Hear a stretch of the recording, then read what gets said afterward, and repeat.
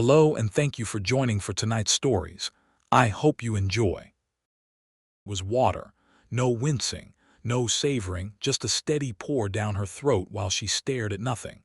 Her fingers tapped an uneven rhythm on the glass, nails chipped and stained with something dark that wasn't polish. The bartender hesitated before offering another round. Rough flight. She didn't answer. Her jacket was military surplus, the kind with too many pockets, and her boots looked like they'd kicked through things softer than airport linoleum. When she finally spoke, her voice was raspy, like she'd been shouting recently. "You ever been to Alberta?" The bartender, who had not, shook his head. "Trees so tall they block the sun," she said, swirling the fresh whiskey. "And the quiet, that's the worst part. Nothing wants to make noise there." She laughed, sudden and sharp, then stopped just as fast. The bartender wiped down the counter with slow, practiced strokes, watching her from the corner of his eye. She hadn't touched the new drink yet, just stared at it like the ice cubes might rearrange themselves into an answer. "You hunting out there?" he tried. She exhaled through her nose, a sound halfway between amusement and exhaustion. "You could say that." Her fingers flexed, then curled tight around the glass. "We were supposed to be cataloging lichen. Can you believe that? Lichen." The word came out cracked like she was spitting it. A flight announcement crackled overhead, garbled and distant. The woman flinched just slightly, but enough that the bartender noticed. Her shoulders tensed, then dropped as if she'd forced them down. "They told us it was safe, just a routine survey. No different than the Rockies," they said. A bitter smile flickered across her face. "Bullshit." The bartender opened his mouth, then closed it. Something in her posture warned him off. The woman finally lifted the glass to her lips but paused just before drinking. Her eyes flicked to the bartender's reflection in the mirror behind the liquor bottles. "You ever hear something move through trees without breaking a single branch?" she asked, voice low. "Not a squirrel, not a bird, something big." The bartender stopped wiping. The airport hummed around them, boarding calls, rolling suitcases, the hiss of a cappuccino machine. But between them the air had gone still. "We set up motion sensors," she continued, thumb tracing the rim of her glass. "Infrared, night vision, the works. Lena, our tech, she swore the equipment was glitching, kept picking up heat signatures that shouldn't exist." A pause. Then the first deer showed up. Across the bar, a toddler squealed, chasing a rolling toy. The woman didn't blink. Frozen solid, hollowed out like a goddamn piñata. Marcus Exarmy, tough as nails, took one look and said, "That's not a predator." She laughed again, that same jagged sound. He was right. Predators leave bones. The bartender's knuckles whitened around his rag. You lost people out there." The woman didn't answer immediately. She tilted her head, listening not to him but to something else. The way a dog lifts its ears at a sound humans can't hear. "Jenna went first," she said finally. "Bathroom break. We found her scarf snagged on a branch 20 feet up. No blood, just damp." She rubbed her thumb over a chip in the glass. "Like it had been licked." A flight attendant's laughter bubbled from a nearby table. The contrast was obscene.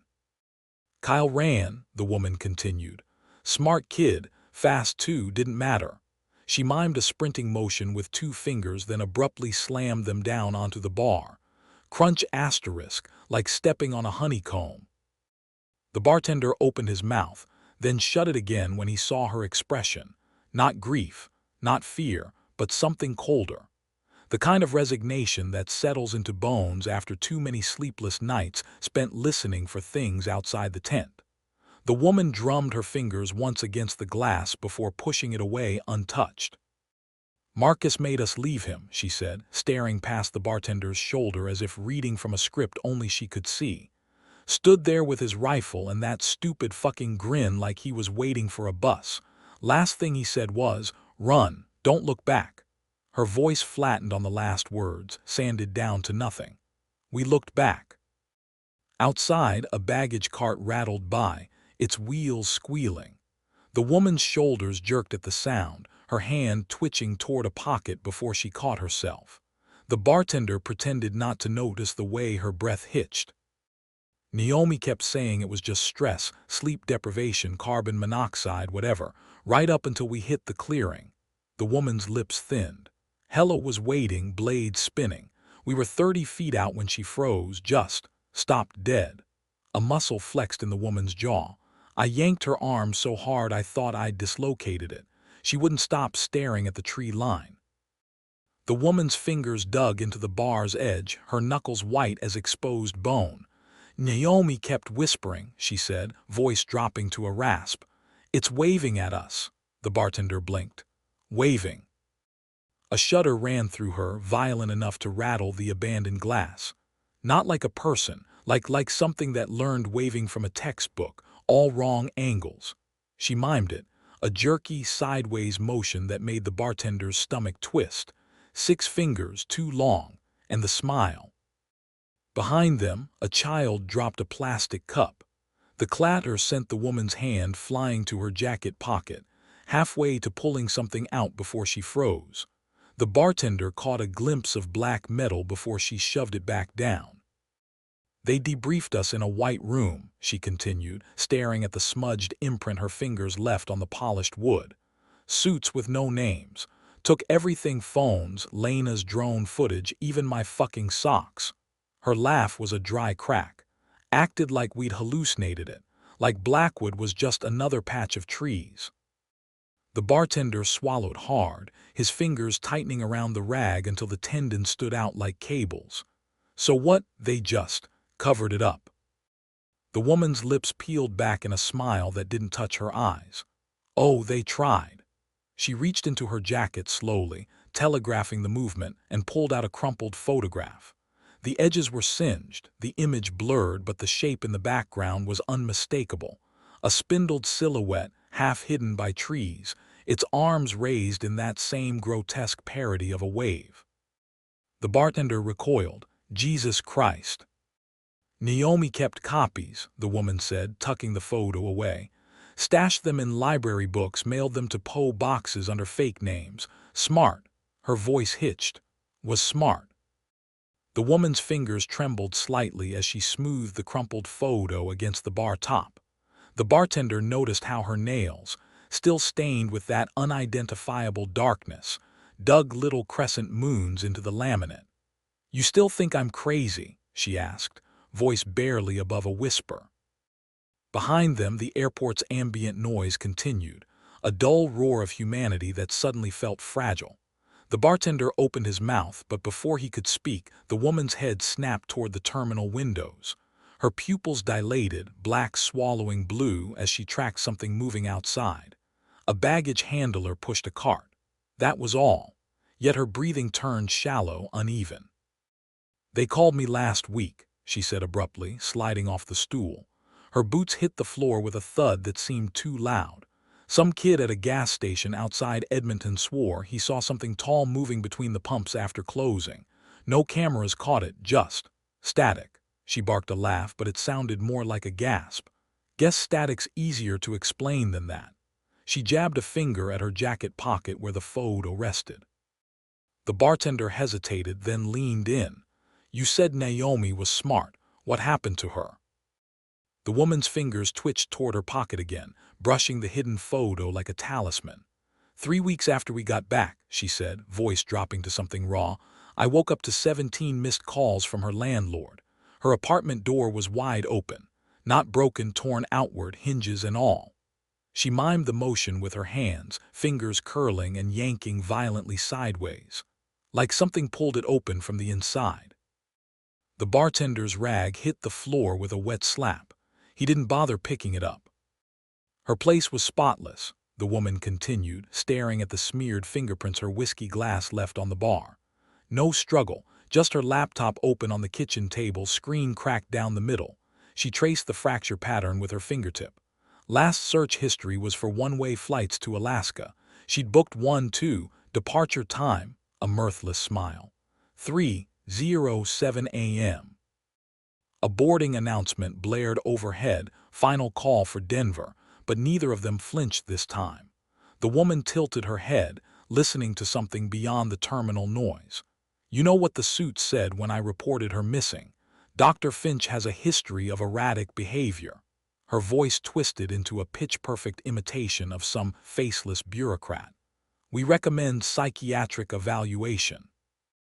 The woman leaned forward suddenly, her breath fogging the bar's polished surface. You want to know the funny part, she whispered, her voice fraying at the edges. I did get evaluated, 3 shrinks in a row, each one nicer than the last. She mimed a clipboard, scribbling with an invisible pen. Miss Steele exhibits classic signs of trauma-induced paranoia. Her free hand twitched toward her pocket again, the one with the gun. They gave me pills, little white ones, supposed to make the screaming stop. Outside, the baggage cart squealed again, closer this time. The woman didn't flinch. I flushed them, she said, pressing her palms flat against the bar as if testing its solidity. Figured if I was crazy, at least I'd be awake when it came for me. A pause.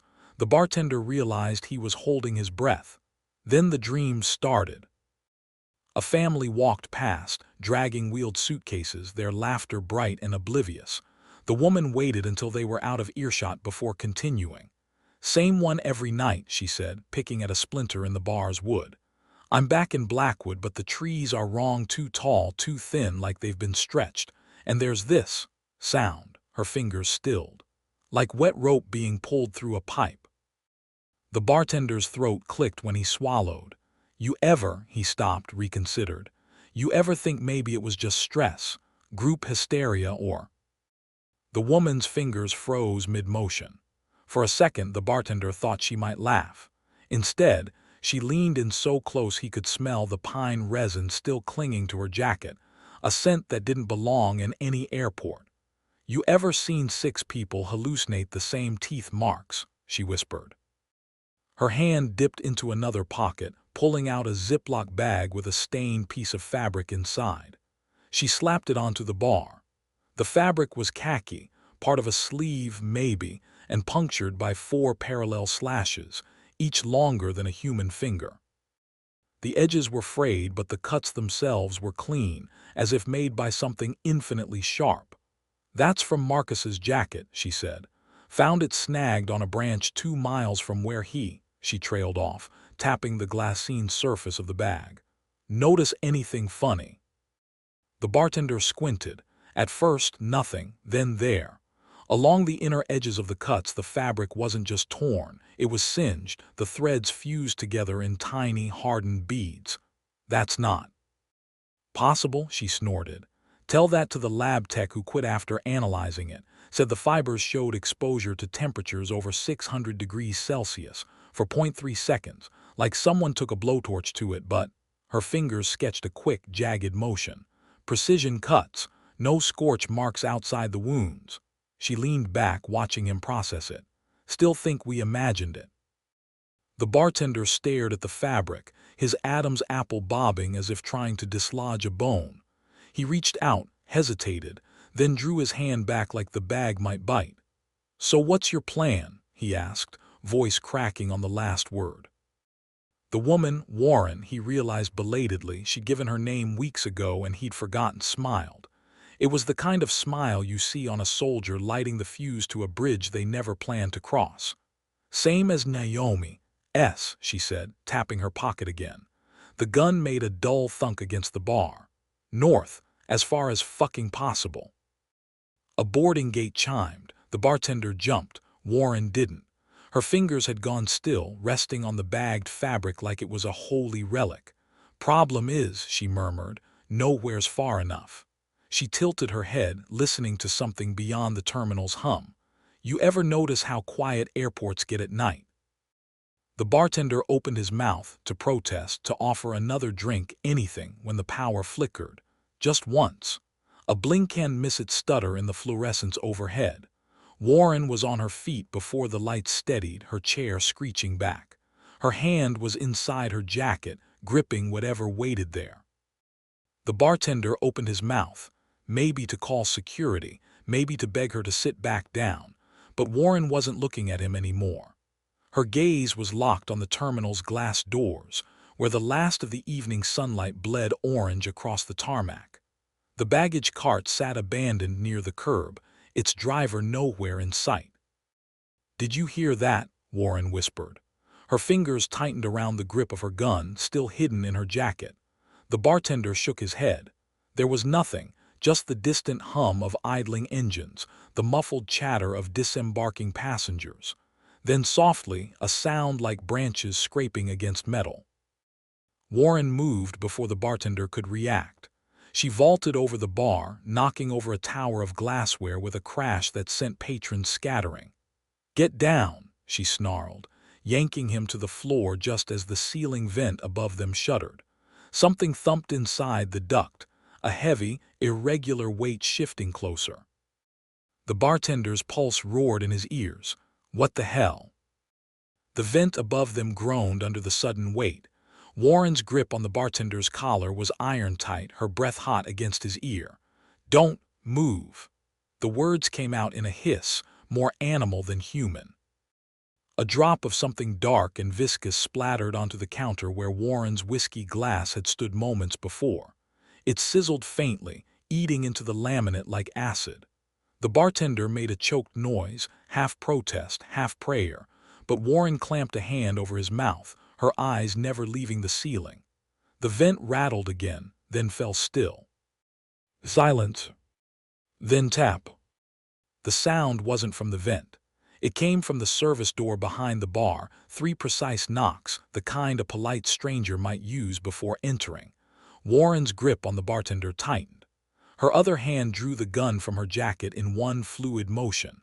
It wasn't regulation issue. The barrel was too long, the grip wrapped in fraying electrical tape. Custom work. The knocking came again, closer now, from inside the storage room. The bartender whimpered against Warren's palm.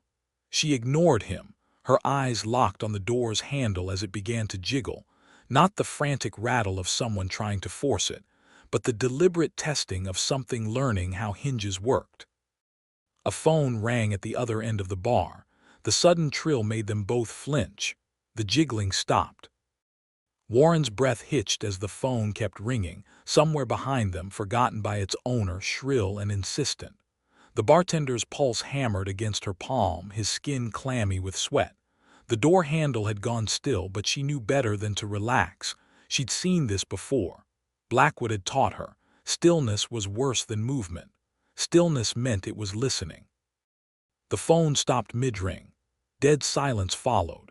Then, a wet, clicking sound from inside the storage room, like a tongue dragging across teeth.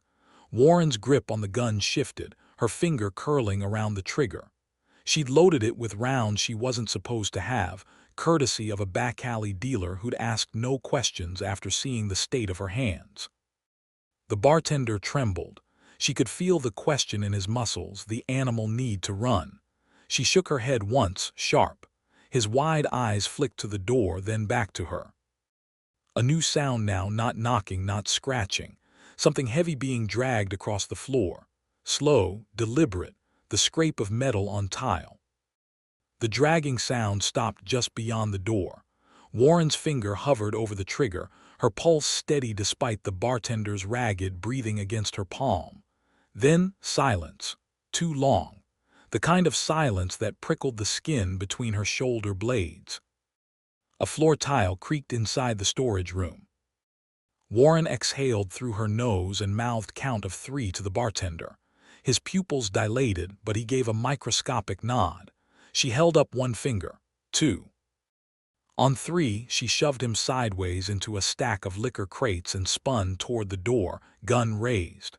The handle twisted downward, not with mechanical precision, but with the halting, uneven motion of something unfamiliar with human mechanisms.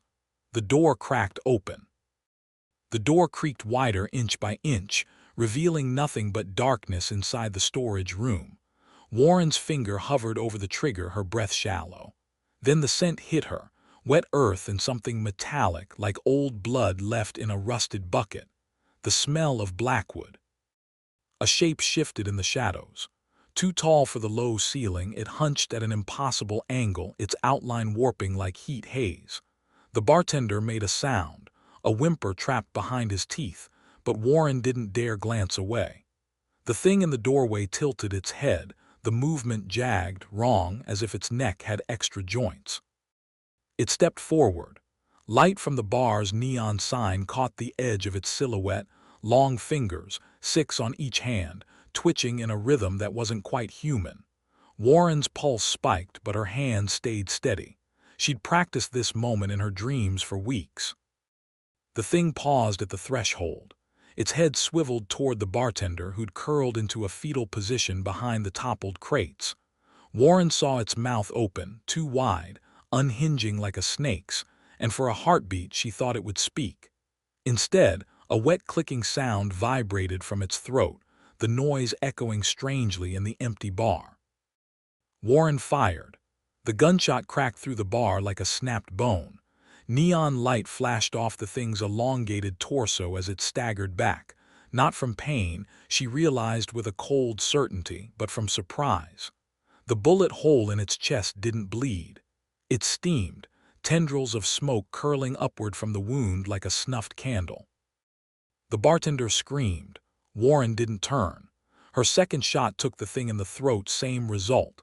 It cocked its head, fingers twitching in that unnatural rhythm, then lunged. She barely dodged, rolling behind the counter as its claws gouged trenches in the mahogany. Splinters sprayed. The scent of burnt meat filled the air. "Move," she barked at the bartender, shoving him toward the emergency exit. He scrambled on all fours, whiskey bottles shattering under his knees. The thing didn't chase him. It turned its face wasn't the right word toward Warren, and she saw the bullet holes knitting shut, the flesh sewing itself back together with threads of blackened tissue. Outside, a car alarm wailed. The thing's head snapped toward the sound, its posture tensing like a hound catching a scent. Warren used the distraction to reload, hands steady despite the tremor in her ribs. The custom rounds were supposed to slow it down. They'd bought her seconds at best. The car alarm cut off abruptly, not the gradual fade of a battery dying, but the choked silence of something severed. Warren didn't need to look to know the parking lot cameras would show nothing but static from this moment onward. The thing in the storage room doorway flexed its fingers, the joints popping with sounds like snapping twigs. "Back door," Warren hissed at the bartender, but he was frozen, staring at the creature's chest where her bullets had left charred, closing wounds. She kicked a bottle of high-proof rum toward it. The glass shattered at its feet, liquor splashing up its elongated legs. It didn't react, just tilted its head, the motion too smooth, like a marionette with cut strings. Warren's third shot wasn't aimed at the creature. It struck the neon open sign above the bar, sending a shower of sparks onto the spilled alcohol. Flame erupted in a blue-white arc, licking up the thing's torso. It shrieked, a sound like radio feedback and buckling metal, and stumbled back into the storage room darkness. The bartender finally moved, crab-walking backward toward the emergency exit. Warren grabbed him by the belt loop and yanked him upright. "Run or die, pick now." He picked run. The emergency exit alarm never sounded when they slammed through it, just a dead click of disconnected wires. Warren didn't have time to wonder if the thing had planned that too. The alley behind the bar stank of dumpsters and spilled diesel, the asphalt glittering with broken glass. The bartender stumbled, retching, but Warren dragged him forward by his apron strings.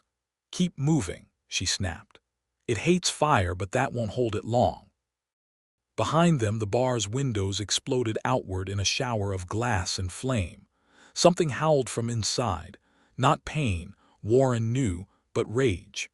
The sound prickled the hair on her neck like static electricity. The bartender whimpered, "What the fuck is that?" Warren didn't answer. She was too busy counting exits.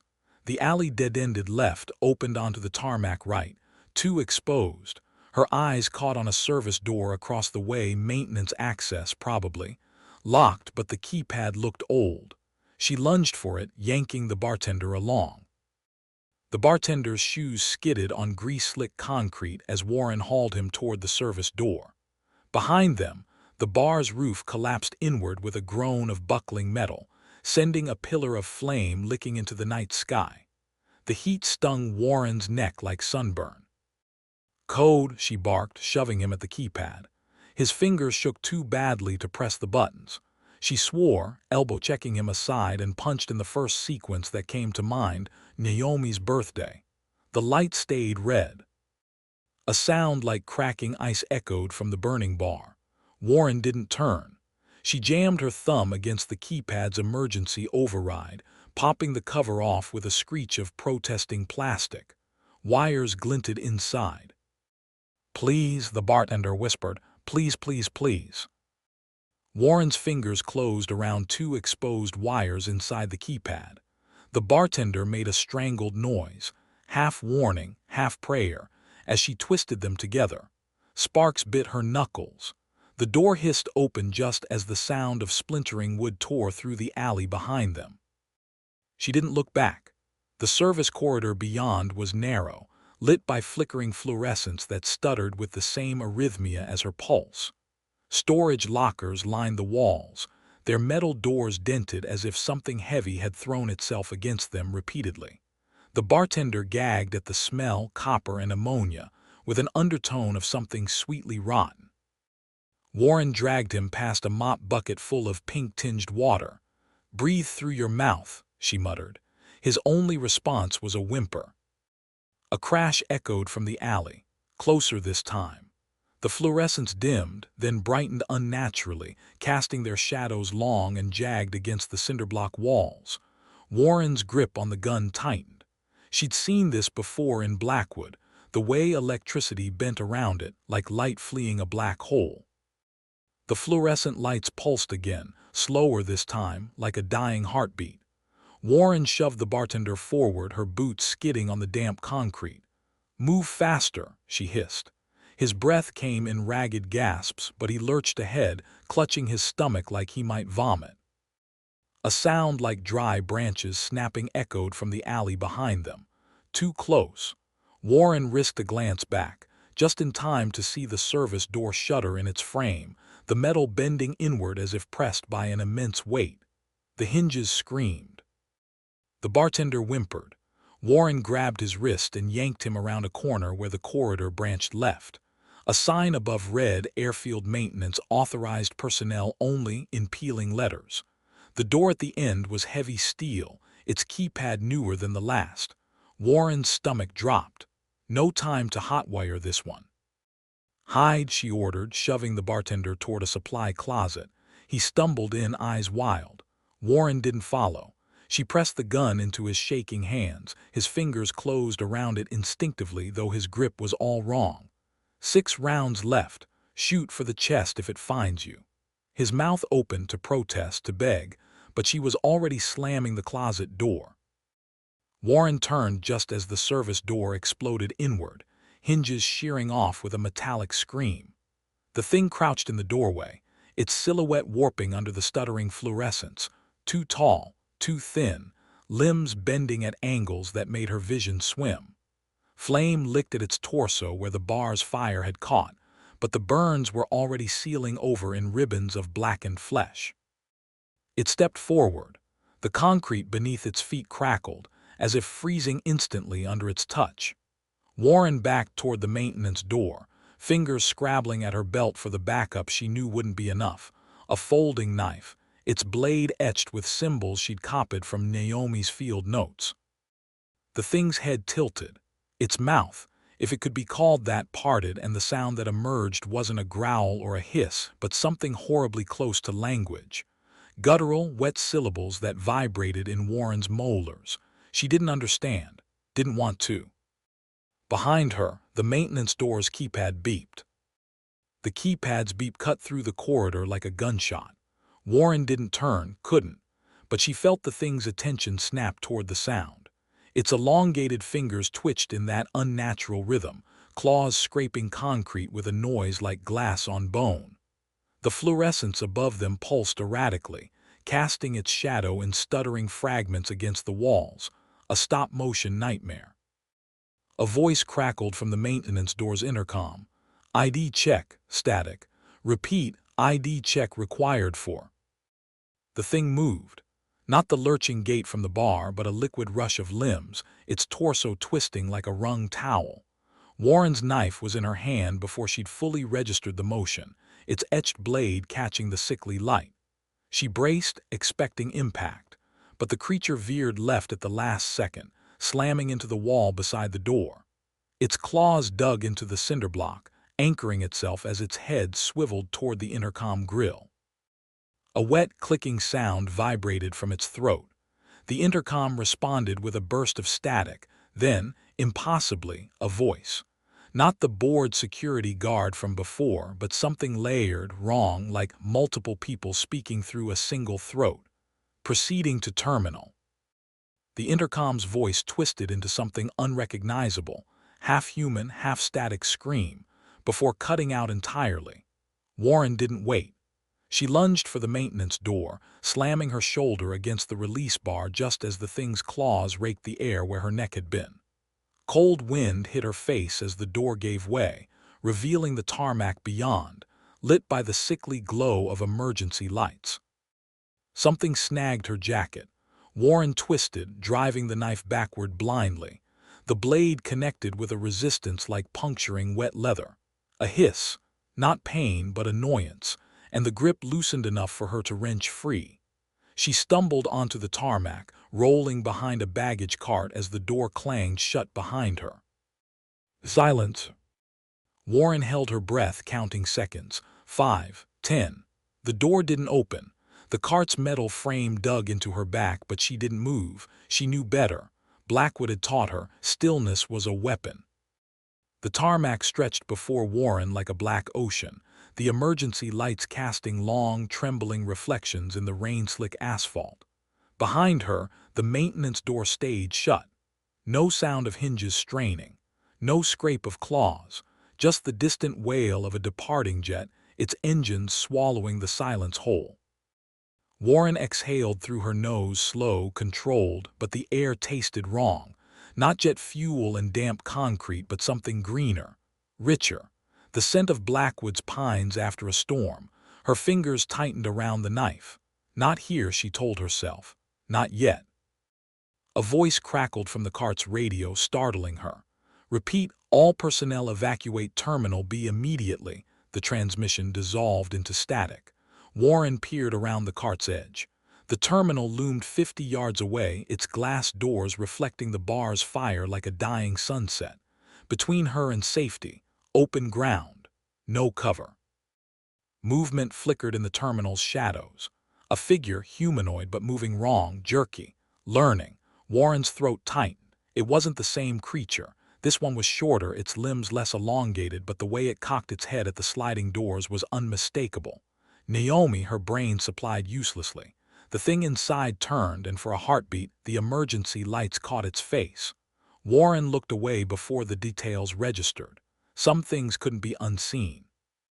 The tarmac smelled of burnt rubber and aviation fuel, but beneath it, like a whisper under a scream, Warren caught the scent of wet earth and pine.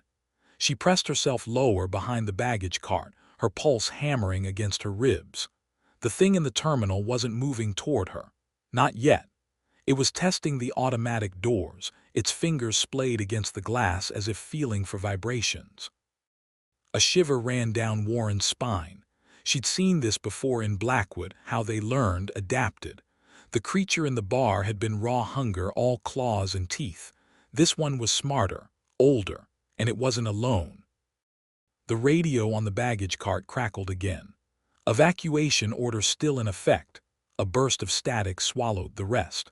Warren's fingers twitched toward the volume knob, then froze.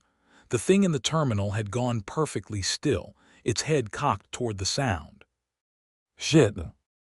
Warren's fingers dug into the cart's cold metal as the creature in the terminal turned, not toward the radio's static, but directly at her hiding spot. Its head tilted with that same unnatural smoothness, like a puppet adjusting to unseen strings. The emergency lights flickered above them, casting its shadow long and jagged across the tarmac. For a heartbeat, it stood perfectly still.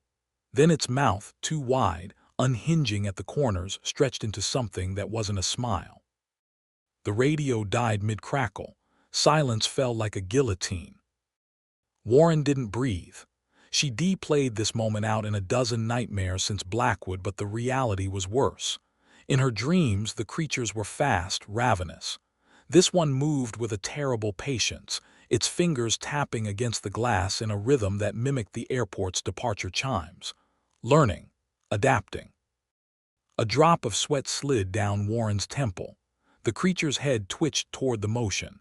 Its nostrils flared. She saw the cartilage ripple under its skin, and then it stepped forward.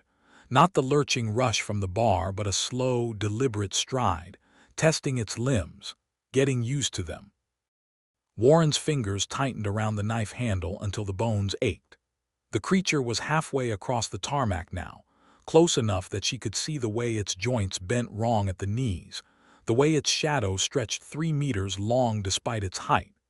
The emergency lights above them flickered in time with its steps, as if the electricity itself recoiled from its presence.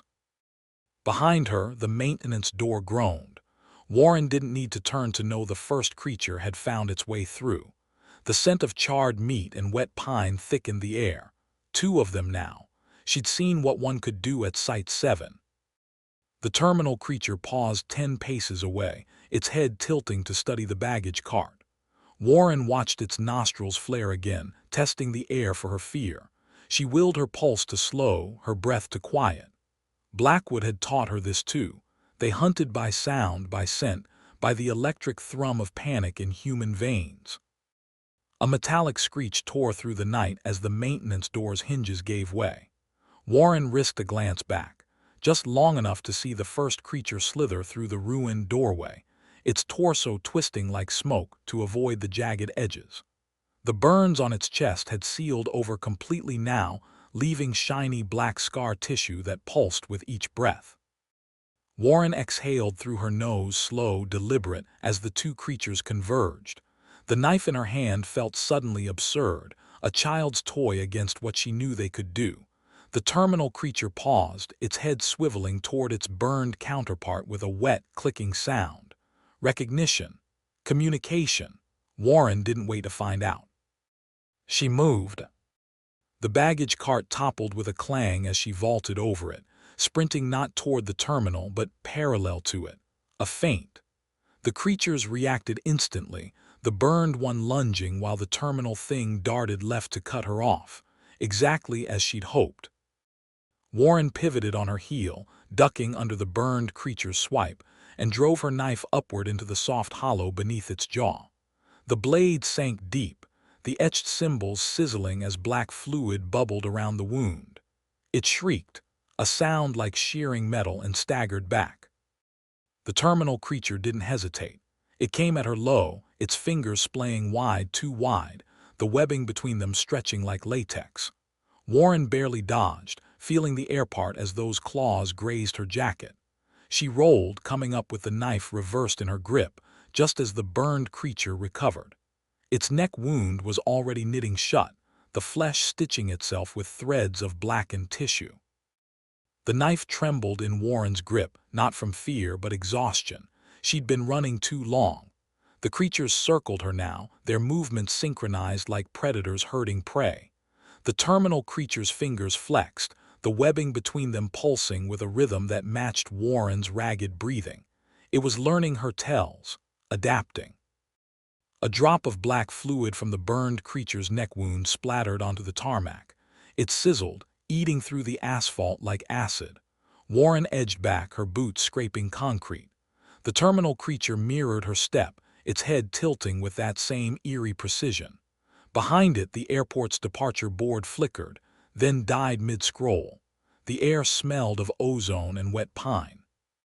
The burned creature lunged first. Warren pivoted, slashing upward with the knife. The blade grazed its ribs, drawing another gout of steaming black fluid. It barely flinched. The terminal creature struck from her blind side. Its claws raked her jacket sleeve, shredding fabric and scoring flesh beneath. Warren hissed, spinning away as warm blood seeped down her arm. They were toying with her now. Warren's vision blurred at the edges. Blood loss or exhaustion, she couldn't tell. The terminal creature's claws had left deep furrows in her forearm, the wound stinging with an unnatural cold. Blackwood all over again. She'd bled like this at Site 7 too. watched the wounds frost over with rime while Marcus muttered about infection. The burned creature circled left, its gait uneven where her knife had severed tendons. They healed as she watched, muscles reknitting under charred skin, but slower now. The terminal creature paused, its head cocking toward the distant wail of sirens. For the first time, Warren saw hesitation in its posture, not fear, calculation. A voice crackled from the abandoned baggage cart's radio, not the evacuation order this time, but a pilot's tense update. National Guard en route to perimeter. The terminal creature's nostrils flared. It made a sound deep in its throat, almost a chuckle, and Warren's stomach turned. She'd heard that noise before, in the seconds before Kyle bolted into Blackwood's trees. The burned creature lunged. Warren sidestepped, driving her knife into its clavicle, a glancing blow but enough to make it stagger. The terminal creature didn't move to help its kin. It was watching the horizon where dawn tinted the skyline pink. Warren's breath hitched. Naomi's notes had mentioned sunlight. Photophobic, she'd scribbled in the margins before the pencil marks dissolved into panic. The terminal creature's fingers twitched, not in attack but in something disturbingly close to sign language. Warren's breath froze in her lungs. Naomi had theorized this in Blackwood, scribbling feverishly in her notebook by firelight. If they communicate, it's not through sound. Their throats aren't built for speech. But the fingers, the page had been torn after that, edges jagged with haste. The burned creature hissed, its neck wound bubbling as it turned toward the approaching sirens. Warren saw her opening. She feinted left, then dove right, not toward the terminal but toward a grounded fuel truck 20 yards away. Her boots skidded on dew-slick tarmac, but she kept her grip on the knife, its blade now slick with black fluid that smoked where it dripped. The terminal creature moved to intercept, its limbs unfolding like a spider's. Warren didn't slow. At the last second she dropped into a slide, passing beneath its grasping fingers as her jacket tore on the asphalt. The fuel truck's hatch was within reach, manual override, no keypad. She wrenched it open as the creatures collided behind her, their shrieks harmonizing into a sound like grinding steel. The fuel gauge read half full. Enough. Warren jammed her knife into the truck's ignition wires, twisting until sparks kissed her knuckles. The engine coughed to life. In the rear view, the terminal creature was disentangling itself from its kin, its two long fingers flexing with renewed purpose. Warren didn't wait. She slammed the gearshift into drive and floored the accelerator. The fuel truck lurched forward with a roar, tires screeching against the tarmac. In the rearview mirror, the terminal creature unfolded itself from the wreckage of its kin, limbs twisting at impossible angles as it righted itself. Its head snapped toward the truck, eyes reflecting the pre-dawn light like polished obsidian. Warren didn't flinch. She'd seen that look before, in the thing that had waved at them from Blackwood's tree line as their helicopter climbed to safety. The truck's engine whined as she veered toward the terminal's glass facade. The creatures hated fire, but sunlight was theoretical. Naomi's notes had been inconclusive. Possible UV sensitivity. Specimen retreated at dawn but may have been sated. Warren gritted her teeth. Theory was about to meet practice. Behind her, the terminal creature moved, not the lurching gait of before, but a liquid sprint that ate the distance between them. Its fingers splayed wide, webbing stretching like latex as it leaped for the truck's bed. Warren yanked the wheel left, sending the vehicle into a skid that threw the creature against the fuel tanks. Its claws scored deep grooves in the metal, but it held on. The terminal's glass doors loomed. Warren braced. The fuel truck's impact with the terminal doors wasn't the shattering explosion Warren had envisioned, just a muffled crunch of bending steel and spiderwebbing glass. The creature clung to the tanker like a grotesque hood ornament, its fingers sunk wrist-deep into the metal. Warren didn't slow. She wrenched the wheel hard right, grinding the truck's flank against the terminal's support beams. Metal screamed. The creature's left arm tore free at the shoulder, black fluid arcing through the air like spilled ink. Dawn light spilled through the fractured glass, painting the terminal floor in jagged stripes. The creature hissed, an actual visceral reaction, and recoiled from the creeping sunlight. Warren's pulse leapt. Naomi was right. She stomped the brake, sending the truck into a shuddering halt that dislodged the creature completely.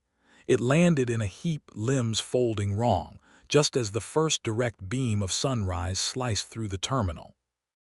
The thing shrieked, not the radiostatic noise from before, but a raw, wounded sound. Its skin bubbled where sunlight touched it, the flesh puckering like wax under a flame. Warren didn't watch. She was already out of the cab, sprinting past the writhing creature toward the emergency stairwell. Behind her, the National Guard's sirens warbled closer. The stairwell door was jammed. Warren kicked it open with a boot heel, the impact reverberating up her shin. The steps beyond were narrow, lit by flickering emergency bulbs. She took them two at a time, her breath ragged in her throat. Fifth floor, the control tower, the only place with line of sight to the entire airfield. The control tower door gave way under Warren's shoulder with a splintering crack. Inside, the air reeked of stale coffee and panic, abandoned headsets dangling from consoles, chairs overturned in haste. She didn't waste time. The eastern windows were already blazing with dawn, and below, the terminal creature was dragging itself into the shadows of a baggage conveyor, its movements jerky as it avoided the spreading sunlight. Warren's hands found the tower's PA system by muscle memory. She'd trained for this years ago, before lichen and Blackwood and hollowed-out deer. The mic hissed to life in her grip. "Attention all personnel," she said, her voice bouncing across the tarmac below. The burned creature's head snapped up at the sound. Warren didn't flinch. "This is a Class 3 containment breach. Activate UV protocols now." Silence.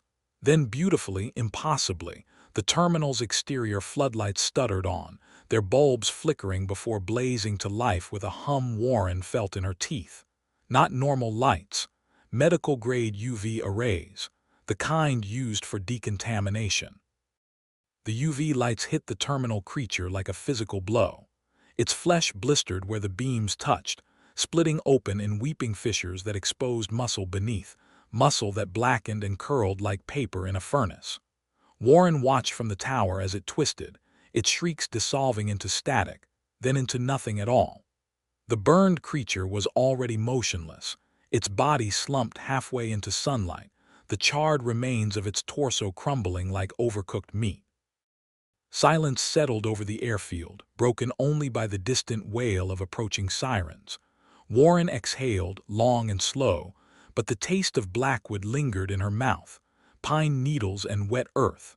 She spat onto the control tower floor and watched the saliva sizzle faintly. Not a good sign.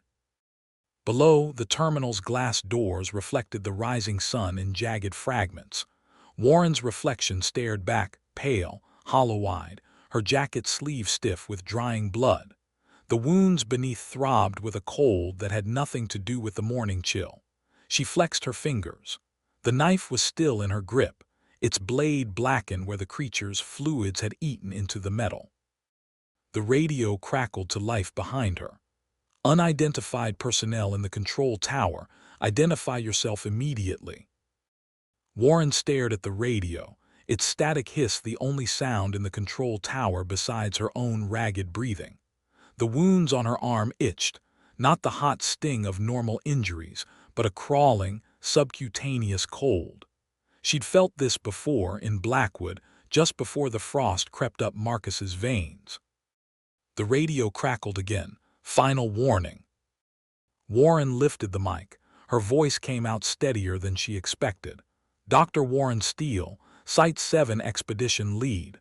A pause. She could almost hear the suits on the other end exchanging glances.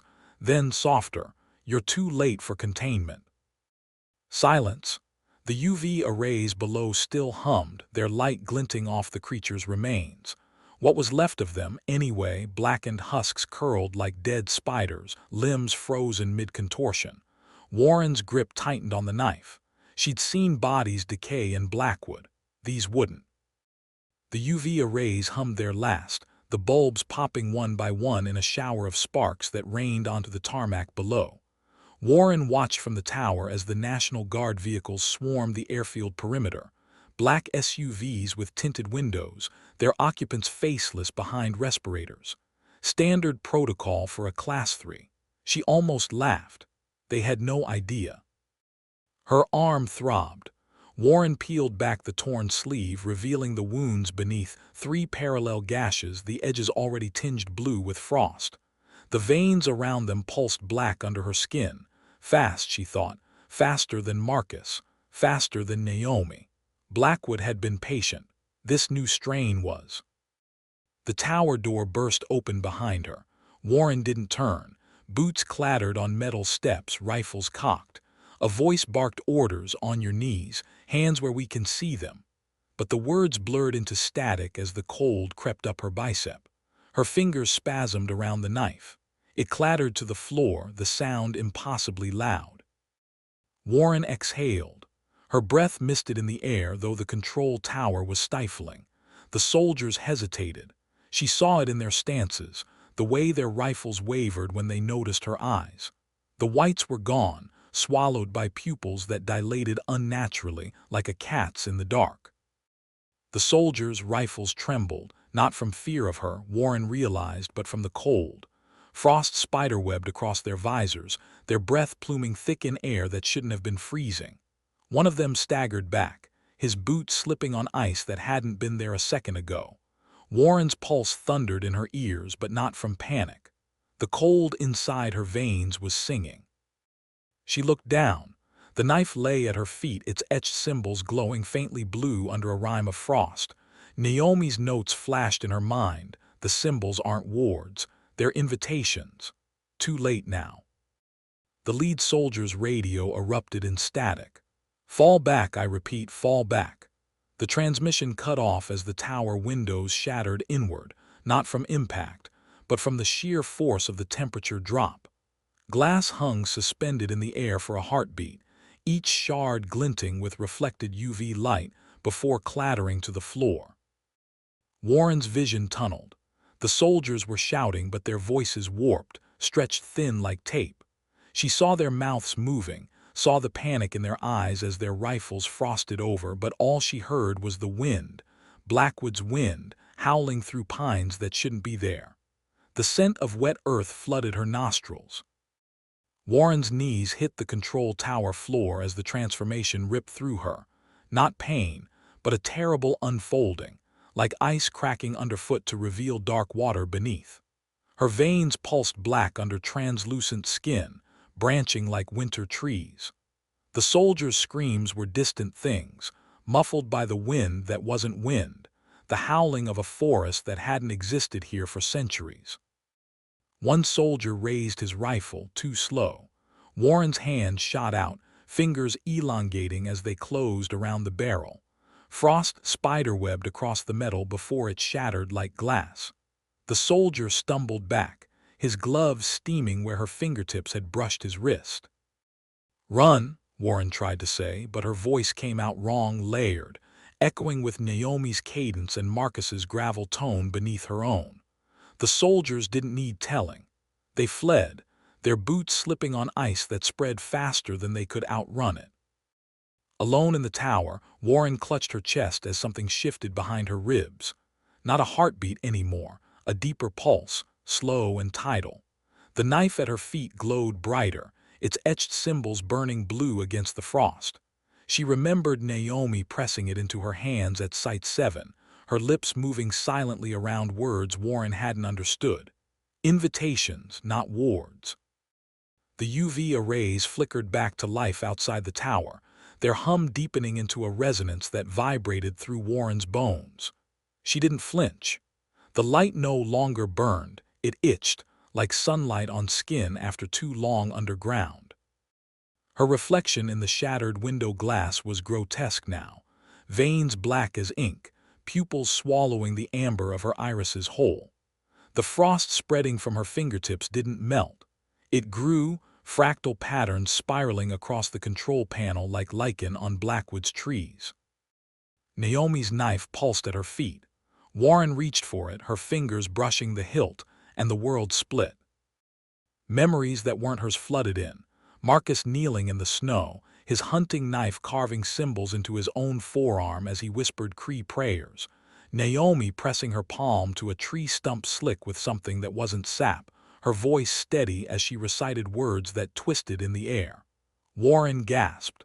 The knife's etchings weren't just symbols. They were names. A shadow moved at the edge of her vision. Warren turned slowly, her neck creaking like winter branches, and saw it standing in the doorway. Taller than the others, its limbs tapered to points, its face a smooth oval devoid of features except for a vertical slit where a mouth should be. It didn't attack. It waited. The faceless thing in the doorway tilted its head, not a gesture of curiosity, but the way a predator might assess wounded prey. Warren felt its gaze like physical pressure against her changed skin, the frost patterns shifting in response. Behind it, the control tower's shattered windows framed a dawn that no longer looked like sunrise, but like backlit film strip, the colors bleeding wrong. Warren's fingers tightened around the knife. The symbols seared into her palm, branding her with names she didn't know yet couldn't forget: Kesagawas, Wendigo, Namiwan. The blade hummed in her grip, its resonance syncing with the pulse behind her ribs. The creature stepped forward. Not the lurching gait of its kin, but a glide, its featureless face inches from hers. Warren didn't flinch. The cold inside her had crystallized into something sharper than fear. She inhaled pine needles, wet earth, the iron tang of Marcus's blood on snow, and exhaled a mist that froze midair. The creature's slit mouth twitched. It reached out, one tapered finger extending toward Warren's forehead. She let it. The creature's finger touched Warren's forehead, and the world dissolved into static. Not darkness, not unconsciousness, static, a million voices whispering in languages Warren didn't know but understood all the same. The control tower melted like wax, revealing Blackwood's pines towering around her, their branches heavy with snow that didn't fall so much as hang, defying gravity. The air smelled of ozone and wet earth, the scent so thick it coated her tongue. Naomi stood beside her, her parka pristine, her eyes clear of the frostbite that had clouded them at Site 7. She wasn't smiling. "You invited it in," she said, her voice layered with something deeper. Warren looked down. The knife was gone. In its place, her fingers tapered to sharp points, the skin translucent as ice. Marcus stepped from the trees, his forearms bare to the cold, the ritual scars glowing blue. "Should have run when you had the chance," he muttered, but there was no malice in it. Just grief. Warren tried to speak, but her voice came out wrong, distorted, like a recording played backward. The static whispered Warren's name in voices that weren't voices, a vibration through her bones, through the frozen earth beneath her. Blackwood's trees leaned closer, their branches knitting together overhead until even the false dawn vanished. Naomi's hand was on her shoulder now, fingers cold as river stones. "It's not possession," she said, and Warren understood. It was convergence. Marcus pressed his palm to Warren's chest, where her heartbeat used to be. The ritual scars on his arms pulsed in time with the ice branching through her veins. "You let it in," he said, "but you're still you, just more." Warren looked down. Her reflection in the snow showed a woman made of frost and shadow, her eyes twin voids. The creature from the tower stood behind her, no longer faceless, but wearing her face, its mouth slit stretching into something like a smile. The static crescendoed. Warren felt the exact moment her lungs stopped needing air. Warren exhaled, or tried to. No breath misted in the air anymore. The cold inside her had settled into a perfect stillness, like the hush between snowfall and avalanche. Naomi's hand remained on her shoulder, fingers fused to her skin now, their edges blurring where frost met flesh. Marcus's palm pressed harder against her chest, the ritual scars on his arms branching into her like roots. The static resolved into a voice, not a whisper, not a scream, just a knowing, as if the forest itself had slid its thoughts between the gaps in her skull. "You are home," it said, and Warren understood. Blackwood had never been a place. It was a verb, a process. The creature wearing her face stepped forward, its movements fluid as meltwater. Up close, Warren saw the truth. It wasn't mimicking her. It was her, or what she'd been becoming since the first frostbite wound at Site 7. The slit mouth twitched. "You invited it in," it said, with Naomi's cadence layered under Marcus's growl. Warren looked down. Her hands were gone, replaced by branching fractals of ice that spiraled into the snow. The knife's symbols glowed beneath her translucent skin, their light pulsing in time with the trees around her. She remembered the Cree stories Naomi had recited by firelight, not warnings but instructions. Wendigo wasn't a monster. It was a role. The static resolved into a rhythm, Warren's new pulse, slow as sap in winter. She flexed fingers that were no longer fingers, just fractals of ice branching into the snow. The creature wearing her face mirrored the motion, its slit mouth curling at the edges. Not a mouth, Warren realized. A seam. Naomi's voice threaded through the static, clearer now. "You don't fight it. You are it." Her hand fused completely with Warren's shoulder, the frost knitting them together at the molecular level. Marcus's scars glowed brighter, his Cree prayers etched into Warren's bones like the knife's symbols. The trees leaned closer. Warren exhaled, no breath, just the whisper of wind through pines that hadn't existed here for centuries. The control tower was gone. The airfield. The soldiers. Only Blackwood remained, its snow suspended mid-fall, its silence thicker than any forest had a right to be. Her creature, reached out. Warren didn't flinch. Its tapered fingers brushed her forehead again, and this time the contact clicked. Memories detonated behind her eyes. The memories weren't memories, they were hunger. Warren saw through the creature's eyes, no, her eyes, as Blackwood's trees stretched westward across centuries, their roots threading through fault lines and forgotten graves. The snow underfoot wasn't snow. It was ash from fires that hadn't burned in millennia. The thing inside her chest wasn't a heartbeat. It was the slow, inevitable creep of permafrost. Naomi's voice curled through the static like smoke. "You were always the best candidate." Her form dissolved into the pines, her face fracturing into 100 reflections on the ice. Marcus's scars pulsed once more, then darkened into bark. The knife's symbols flared Kesagawas, Wendigo, Namiwan, before melting into Warren's skin like brand marks. The creature's hand lingered on her forehead, its fingers fused to her now. The seam of its mouth split wider, not in a smile but in recognition. Warren's vision doubled. She saw herself from outside herself, a woman made of frost and shadow, the trees bending toward her like supplicants. The static in her skull resolved into a single word: yes. The seam split wider, not a mouth but an opening. Warren stepped through. Not forward, not backward, through. The world inverted. The trees were roots now, their branches plunging into frozen earth as the sky became a vast, dark mirror beneath her feet. Naomi's voice curled around her, no longer separate but woven into the static of Warren's thoughts. "You were always the best candidate."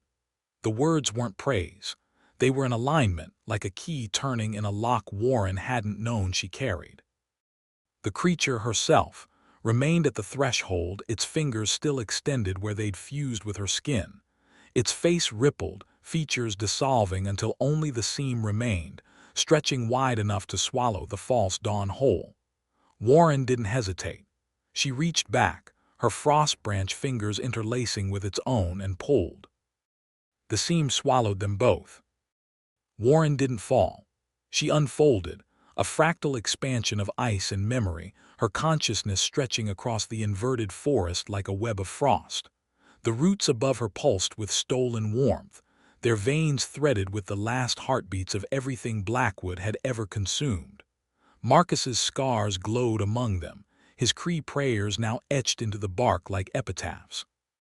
The creature, her other self, dissolved into the static, its form dispersing into the cold as the seam stitched itself shut behind them. For a moment, Warren hung suspended in the absolute silence, her thoughts crystalline. Then the hunger came. It wasn't a gnawing emptiness, it was direction. The forest pressed its intent into her bones with the certainty of gravity. West. The cities there blazed on the edges of her awareness, their warmth an affront to the slow, patient cold that was Blackwood's true nature. Naomi's voice curled through the static one last time. "You don't fight it. You are it," before dissolving into the collective whisper of the trees. The hunger settled into Warren's bones like winter. She didn't need to breathe anymore, but the air moved through her anyway, a slow, deliberate inhale that tasted of pine resin and diesel fumes from the distant highway. The forest whispered coordinates in a language of frost patterns and root tremors. West. Always west. Warren stepped forward. Her foot didn't sink into the snow. The snow parted for her, crystals rearranging themselves into a path that hadn't been there a second ago. Behind her, the trees bent at identical angles, their branches knitting together to erase her footprints before they could fully form. Blackwood wasn't hiding her. It was unmaking the trail. The first town appeared as a smudge of yellow light on the horizon. Warren felt its warmth like a thumb pressed against her sternum, not unpleasant but wrong, the way a campfire feels wrong when you've been lost in a blizzard too long. Her fingers twitched. The knife's symbols glowed beneath her skin, pulsing in time with the streetlights ahead. Kesagawas, Wendigo, Namiwan, the names thrummed with purpose. A dog barked as she reached the outskirts. Warren paused, watching from the tree line as a terrier strained at its chain, its nose twitching at the scent of something it couldn't place. The porch light flickered. Warren exhaled and the bulb burst in a shower of glass. The dog whimpered, backing into its doghouse. Good, smarter than its owners. The porch door creaked open. A man in a bathrobe squinted into the dark, his breath pluming in the sudden cold. "Rusty, what's got you?" His voice died as he saw Warren standing at the edge of the light. She didn't move, didn't blink. The frost spreading from her boots glittered in the weak porch glow, delicate fractals crawling toward the man's slippers. He took a step back, hand fumbling for the doorframe. His pulse stuttered in his throat. Warren heard it, tasted it, the way she could taste the residual heat bleeding from the house's walls. "Jesus Christ," the man whispered. His fingers found the door handle, too slow. Warren exhaled. The cold rushed forward like a living thing. Frost surged up the porch steps, over the man's slippers, up his pajama legs with a sound like crumpling paper. He gasped, a short, sharp inhalation, before the ice reached his lungs and froze them mid-expansion. His face locked in a rictus of terror, skin translucent as hoarfrost. The dog whined once, then fell silent as the cold found it too. The town's streetlights flickered out one by one as Warren walked its empty roads, her footsteps leaving no prints. Frost spiraled from her fingertips, branching across parked cars and storefront windows in delicate, hungry patterns. She didn't need to breathe anymore, but she still tasted the air, coffee from an all-night diner, the oily tang of a mechanic's garage, the warm musk of sleeping bodies behind thin walls. The hunger in her bones hummed in response. Inside the diner, a waitress looked up from wiping the counter as the door chimed. Her smile died when she saw Warren's eyes, black pits swallowing the fluorescence whole. The coffee pot slipped from her fingers, shattering on the tile as frost raced up her ankles. Warren watched, detached, as the woman's scream crystallized in her throat, her outstretched hand freezing mid-reach like a statue's plea. The fryer's hum stuttered into silence. A single fly, caught mid-buzz, dropped to the counter with a tink. Warren stepped over the frozen debris. The diner's radio played static now, the signal devoured by the same force that had unspooled the town's warmth into the waiting dark. She trailed a finger along the countertop, the laminate peeled upward like burnt skin, revealing ice beneath. Not water ice, something older, something that remembered. The hunger guided her past the schoolyard, its swings creaking under a rime of frost. A tabby cat, halfway through a leap between dumpsters, hung suspended in the air, its fur frosted stiff. Warren tilted her head. This close, she could see the faint pulse of the creature's heartbeat, slowing before stillness claimed it. She inhaled, and the cold inside her chest shifted, satisfied. The highway stretched west like a frozen artery, its asphalt cracked with frost that hadn't been there an hour ago. Warren walked its center line, her shadow elongating in the moonlight. except it wasn't moonlight anymore, just the absence of warmth where her body passed. Radio static whispered from abandoned cars, their engines dead, windshields webbed with ice flowers blooming inward. She paused at a mile marker. The metal was brittle under her touch, flaking away to reveal older signage beneath. A wooden post carved with Cree symbols, their edges glowing faintly blue. Kesagawas. The name vibrated through her fingertips.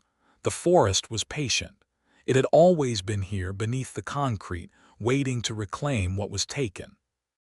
A semi-truck idled ahead, its cab dark. Warren stepped closer. The driver sat rigid, hands fused to the wheel, his beard frosted over with breath that would never thaw. The CB radio crackled. "Any unit respond, we've got multiple 1078s on Highway 16. The transmission cut off as Warren exhaled. The radio's wires sprouted frost like silver moss. She pressed a hand to the truck's grill. The metal groaned, then split like overripe fruit, revealing a core of black ice that pulsed in time with the hunger in her ribs. The forest sighed through her. This was the pact, frost for flesh, silence for screams. Warren tilted her head. Somewhere far ahead, a city's skyline prickled the horizon, warm, defiant, edible. Warren blinked, and the city was gone. Not vanished, unmade. The skyline crumpled inward like paper held to flame, its neon glow guttering out as frost surged across its streets in a silent, hungry wave. She stood at the epicenter of it all, her fingertips brushing the last warm brick of a bank vault before it too frosted over, the metal safe inside singing a final, discordant note as its mechanisms froze solid. The hunger in her chest pulsed, satisfied. For now, the forest whispered through her, not in words but in the creak of settling ice, the groan of overburdened steel. Warren tilted her head. Beneath the city's frozen corpse, something older stirred. Roots. Blackwood's roots, threading through sewer pipes and subway tunnels, their tips glistening with hoarfrost. They recognized her. Kesagawas, they sighed, and the name wasn't a title anymore. It was a truth. The hunger settled like snowfall, final, inevitable. Warren stood in the ruins of the city, her breath frosting the air that no longer needed frosting. The streetlights were glass icicles now, the cars frozen sculptures with faces pressed against their windows. She flexed her fingers, watching the frost spiral outward in patterns too precise to be random. Blackwood's patterns, her patterns. A sound made her turn, not a crunch of ice or a groan of metal, something softer, a whisper. The last survivor, perhaps, a child, maybe 7 years old, crouched behind the skeleton of a newsstand. Their breath came in shallow, panicked puffs, the only steam left in the city. Warren tilted her head. The child's heartbeat was a frantic flutter against her awareness, a moth trapped in a jar. "You're cold," the child said, not an accusation but an observation. Their voice didn't shake. Warren blinked. Frost crystallized on her lashes. The child reached out, their small fingers brushing Warren's wrist, and for the first time since the tower, Warren felt warmth. Not the sting of life she'd been extinguishing, but something quieter, a memory. Naomi's voice threaded through the static in her mind. "The forest takes, but it also remembers." Warren looked down. The child's fingertips were turning blue where they touched her, frost creeping up their nails, but their eyes, wide, dark, held no fear. "You're sad," the child whispered. The child's breath fogged between them, fragile as moth wings. Warren stared at the small hand on her wrist, blue-tipped fingers clinging not in fear but in something worse, recognition. The frost spreading up the child's arm slowed, then stopped. A single tear streaked down their cheek, freezing halfway. "You're sad," the child repeated, softer now. Warren's chest ached, not from hunger but from the memory of warmth. The knife's symbols flared beneath her skin. "Namiwan, remember." Static whispered through her, carrying echoes of Naomi's laughter, Marcus's campfire songs. The forest's roots coiled tighter around her bones, insistent. "Finish it." The child's pulse stuttered against her icy skin. The child's pulse stuttered, a flutter against Warren's wrist like the last twitch of a dying bird. The frost creeping up their arm halted completely, jagged edges gleaming under the frozen streetlights. Warren exhaled and the breath didn't mist. It hung, a perfect crystal suspended between them. "You're sad," the child said again, and this time their voice cracked. Not from cold, from pity. The forest hissed through Warren's veins, roots tightening around her ribs like barbed wire. "Finish it," they whispered, but the knife's symbols burned brighter beneath her skin. "Namiwan. Remember." Static surged, carrying fragments. Naomi pressing a thermos of too-sweet coffee into her hands at Site 7. Marcus humming a Cree lullaby as he sharpened his blade. Lena's laughter as her drone buzzed like an angry hornet overhead. Warren's fingers twitched. The frost retreated, just a millimeter from the child's fingertips. The child's pulse steadied against Warren's wrist, not warmth but its echo, a vibration trembling through the ice of her. The knife's symbols pulsed. "Namiwan, remember." The forest's roots recoiled, hissing like steam on frozen rock. Warren exhaled, a soundless release, and the frost encasing the child's fingers shattered. The child didn't flinch. Their dark eyes held hers, reflecting not fear but the hollow where Warren's humanity had been. A single tear, half frozen, slid down their cheek and landed with a tink against the pavement. The forest screamed through her veins. The hunger twisted, rabid, but Warren was already kneeling. Her fingers, branching fractals of ice, brushed the child's cheek. The contact burned, not with heat but with memory. The weight of Naomi's field journal in her hands, the smell of Marcus's pine resin salve, the way Lena's drones had buzzed like drunken fireflies in the twilight. "You're sad," the child whispered again. The frost didn't retreat further. It couldn't, but it changed. Warren's hand on the child's cheek softened at the edges, the jagged ice fractals smoothing into something almost human. The knife's symbols flared one last time, Namiwan, before dissolving into her skin like ink in water. The child's breath hitched. Warren felt it, really felt it. "You're sad," the child said once more, and this time Warren nodded. Behind them the frozen city groaned. The forest's roots writhed beneath the ice, furious. "Betrayal," they whispered, but the word fractured halfway, crumbling into static. Warren exhaled, no breath, just the slow unraveling of winter's hold. The child's fingers curled around hers, their warmth a brand against her palm. Then the screaming started. Not human, not animal. The sound came from everywhere and nowhere, the shriek of splitting ice, the howl of wind through dead branches, the wet pop of a thawing river. The forest was unmaking itself, roots retracting from Warren's bones like scorned lovers. The child whimpered, pressing closer as the ground shuddered. The child's grip tightened, warmth against frost, flesh against something that had forgotten what flesh was. Warren felt the forest's roots tear free from her ribs with a wet, fibrous sound like tendons snapping. The hunger recoiled, thrashing inside her like a speared fish. It wasn't supposed to end like this. Not with mercy, not with regret. The city groaned around them. Ice cracked vertically up skyscrapers, glass panes shattering in slow motion as the unnatural cold retreated. A traffic light swung wildly, its frozen cables creaking, then fell, embedding itself in the asphalt like a javelin. The child flinched but didn't let go. Warren stared at their joined hands, mesmerized by the way her translucent skin darkened at the contact, veins reappearing like ink bleeding through parchment. Naomi's voice curled through the disintegrating static. It was never about the hunger.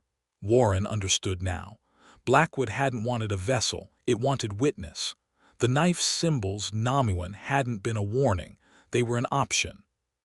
The child's breath hitched. "You're melting," they whispered. Warren looked down. Frost peeled from her arms in translucent sheets, revealing skin beneath, pale, scarred, human. The forest's roots, black and glistening, writhed on the ground between them, withering like uprooted vines. The hunger in her chest gave one final, furious spasm, then stilled.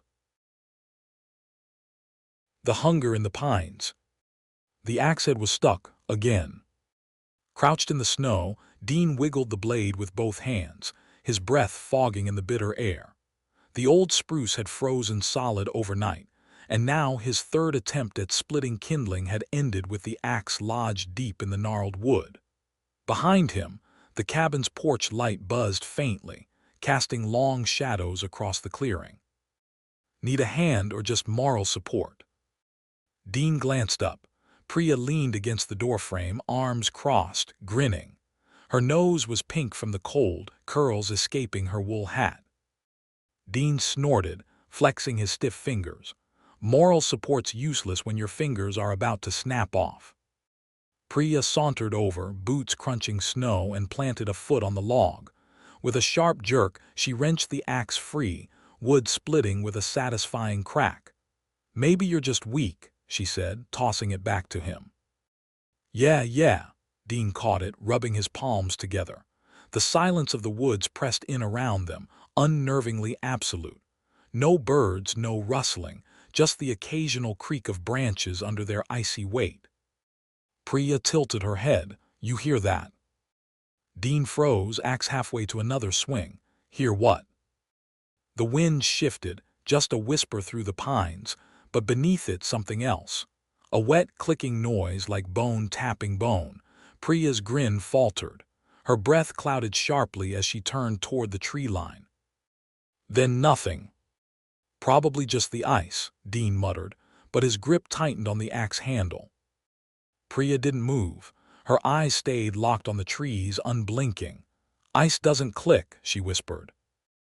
Dean followed her gaze. Between the skeletal pines something shifted, not wind, not branches. A shadow too tall for a man, too thin for a bear. His throat went dry. The axe trembled in his hands. Then, like a snapped thread, the tension broke. The shadow was gone. "Okay," Priya exhaled, shaking her head. "Let's not tell the others." Dean forced a laugh, but it came out strangled. What in ruined Jake's whole local ghost stories shtick? The axe felt heavier in Dean's grip as they trudged back inside, the cabin's warmth hitting them like a wall. Laughter spilled from the main room. Jake was mid-performance, arms spread wide, recounting some embellished tale of the Wendigo for the third time that night. His voice dripped with theatrical dread. And then, the thing, it unhinged its jaw. Priya rolled her eyes, kicking snow off her boots. "Save it for the tourists, Jake." Jake clutched his chest in mock offense. "You're ruining the ambience." Dean set the axe by the door, fingers still tingling from the cold. Or maybe the adrenaline. He glanced at the window, black glass reflecting their huddled silhouettes. Nothing moved outside. The whiskey burned Dean's throat, but it didn't chase away the chill clinging to his bones. Across the room, Jake was sprawled on the couch, his legs draped over Priya's lap as she flicked peanut shells at him. The fireplace crackled, throwing jagged shadows against the log walls, but the heat couldn't reach the corners of the room. Those stayed dark, swallowing the light whole. Dean leaned against the windowsill, his breath fogging the glass. Outside, the moon hung low, bleaching the snow blue-white. Nothing moved. No shadows, no clicking. Maybe they'd imagined it. Maybe. A scream tore through the night. Not human, not animal. Something in between, high and ragged like metal dragged across bone. The room went dead silent. Jake's half-empty bottle slipped from his fingers, thudding onto the rug. The scream cut off as abruptly as it began. For a heartbeat, no one moved. Then Priya shoved Jake's legs off her lap and lunged for the rifle leaning by the door. Dean's fingers dug into the windowsill, his reflection warped in the glass. What the fuck was that? Jake sat up too fast, whiskey sloshing in his gut. "Bear," his voice cracked. Priya chambered around, the sound obscenely loud. "Bears don't scream like that." Another noise closer this time. A wet, rhythmic thudding like something heavy dragging itself through the snow. Dean's pulse hammered in his throat. The firelight flickered, casting long, twitching shadows. One of them stretched too far, pooling at the edge of the rug. The shadow pooled, then twitched. Dean blinked. Had it moved? His breath fogged the glass again, obscuring his view. When he wiped it clear, the shadow was gone. Or maybe it had never been there. His fingers ached from gripping the sill. Jake stood abruptly, whiskey sloshing from his overturned bottle onto the rug. Okay, let's not freak out. His voice wavered. Probably just a fucking owl or something. Priya didn't lower the rifle. Her knuckles were white around the stock. Owls don't drag shit through the snow, Jake. The thudding stopped. The silence was worse than the scream. Dean could hear his own heartbeat pounding in his ears, each thud sharp enough to split his skull.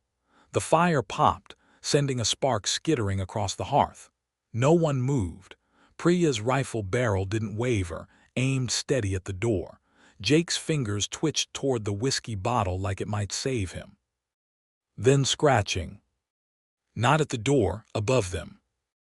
The roof groaned under sudden weight, old timber bending like it might snap. Dean's head jerked up, eyes locked on the ceiling as something heavy shifted overhead. Snow slid from the eaves in a wet slap against the window. Jake mouthed something wordless, face drained of color.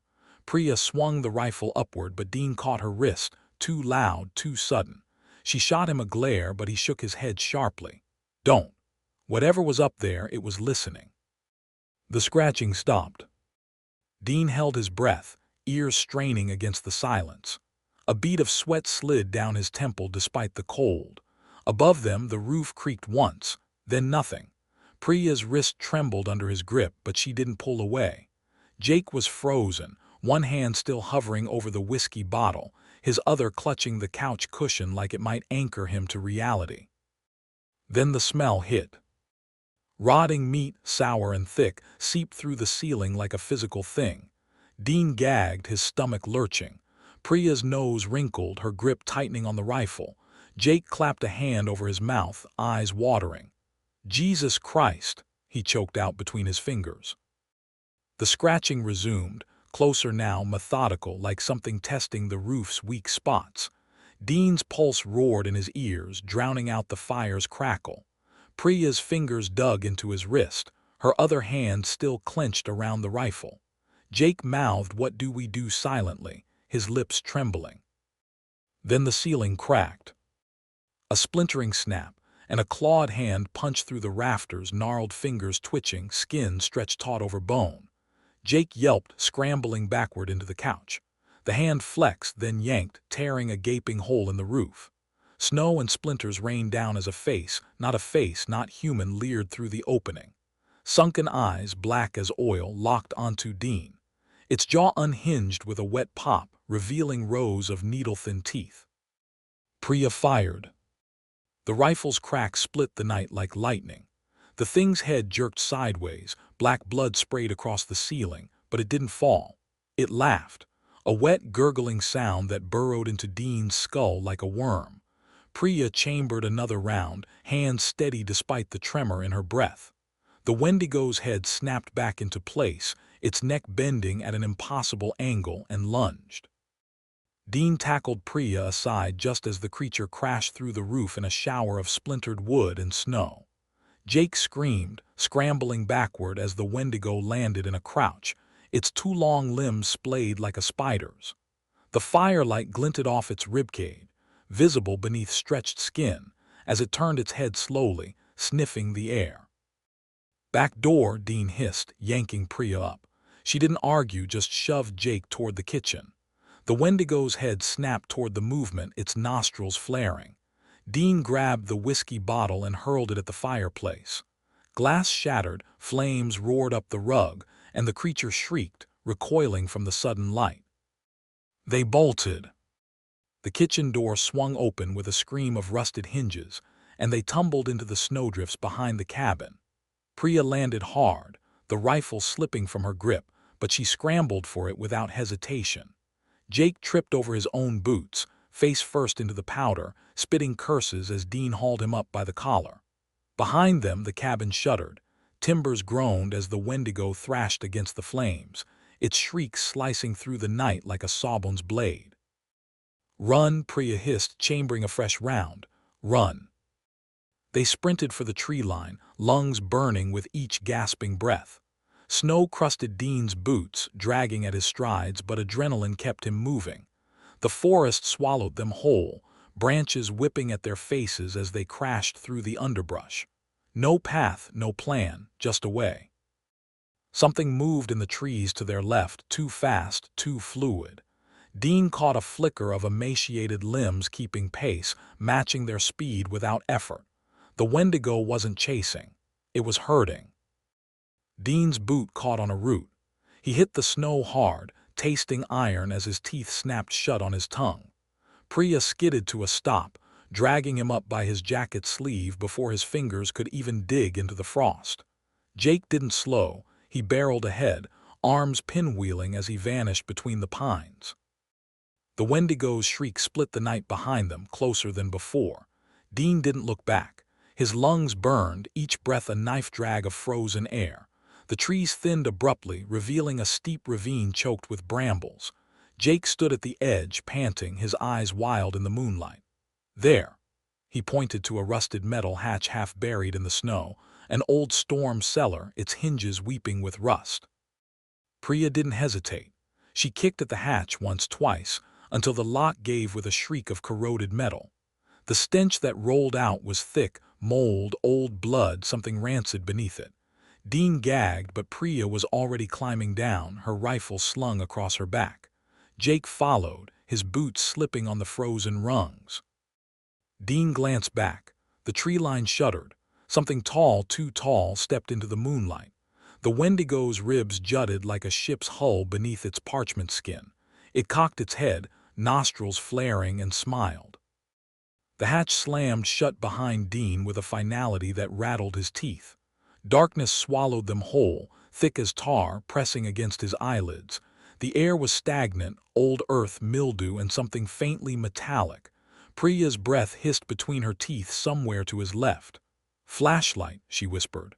"Now." Jake fumbled in his pockets, the rustle of fabric deafening in the silence. A click and a weak beam cut through the black, illuminating the cramped space. The storm cellar was smaller than Dean had hoped, barely 10 feet across, the walls lined with rotting wooden shelves. Jars of preserves, long burst from the cold, oozed dark sludge down the planks. A single rusted shovel leaned against the far wall, its handle splintered. Priya swept the light upward. The hatch groaned under sudden weight. Dean's pulse stuttered. Above them something scratched, long, deliberate drags of claw against metal. Jake whimpered, pressing himself against the shelves. A jar toppled, shattering on the dirt floor. The scratching stopped. Silence. The flashlight beam trembled in Jake's grip, casting jagged shadows across the dirt floor. Dean held his breath, ears straining against the silence. The stench of rot was stronger now, cloying, thick enough to coat his tongue. Priya's fingers brushed his wrist, her touch feather-light, but her grip tightened like a vice when the scratching resumed. Not on the hatch this time, along the walls. The sound circled them, slow and deliberate, like something testing the cellar's boundaries. Dean's throat constricted. The Wendigo wasn't just above them. It was inside or close enough. Priya's breath hitched as the scratching paused directly behind Jake. The beam of the flashlight flickered, then steadied, illuminating the far wall. A handprint. Fresh, bloody, fingers splayed wide, too long, too many joints. Jake made a noise like a kicked dog, scrambling backward into the shelves. Glass shattered. The scratching stopped. The flashlight beam jerked wildly as Jake hyperventilated, his back pressed against the shuddering shelves. The handprint glistened, black-red in the wavering light, fingers stretched impossibly long. Dean's mouth went dry. The scratching had stopped, but the silence was worse. It was listening. Priya moved first. She snatched the shovel from the wall in one fluid motion, her knuckles white around the splintered handle.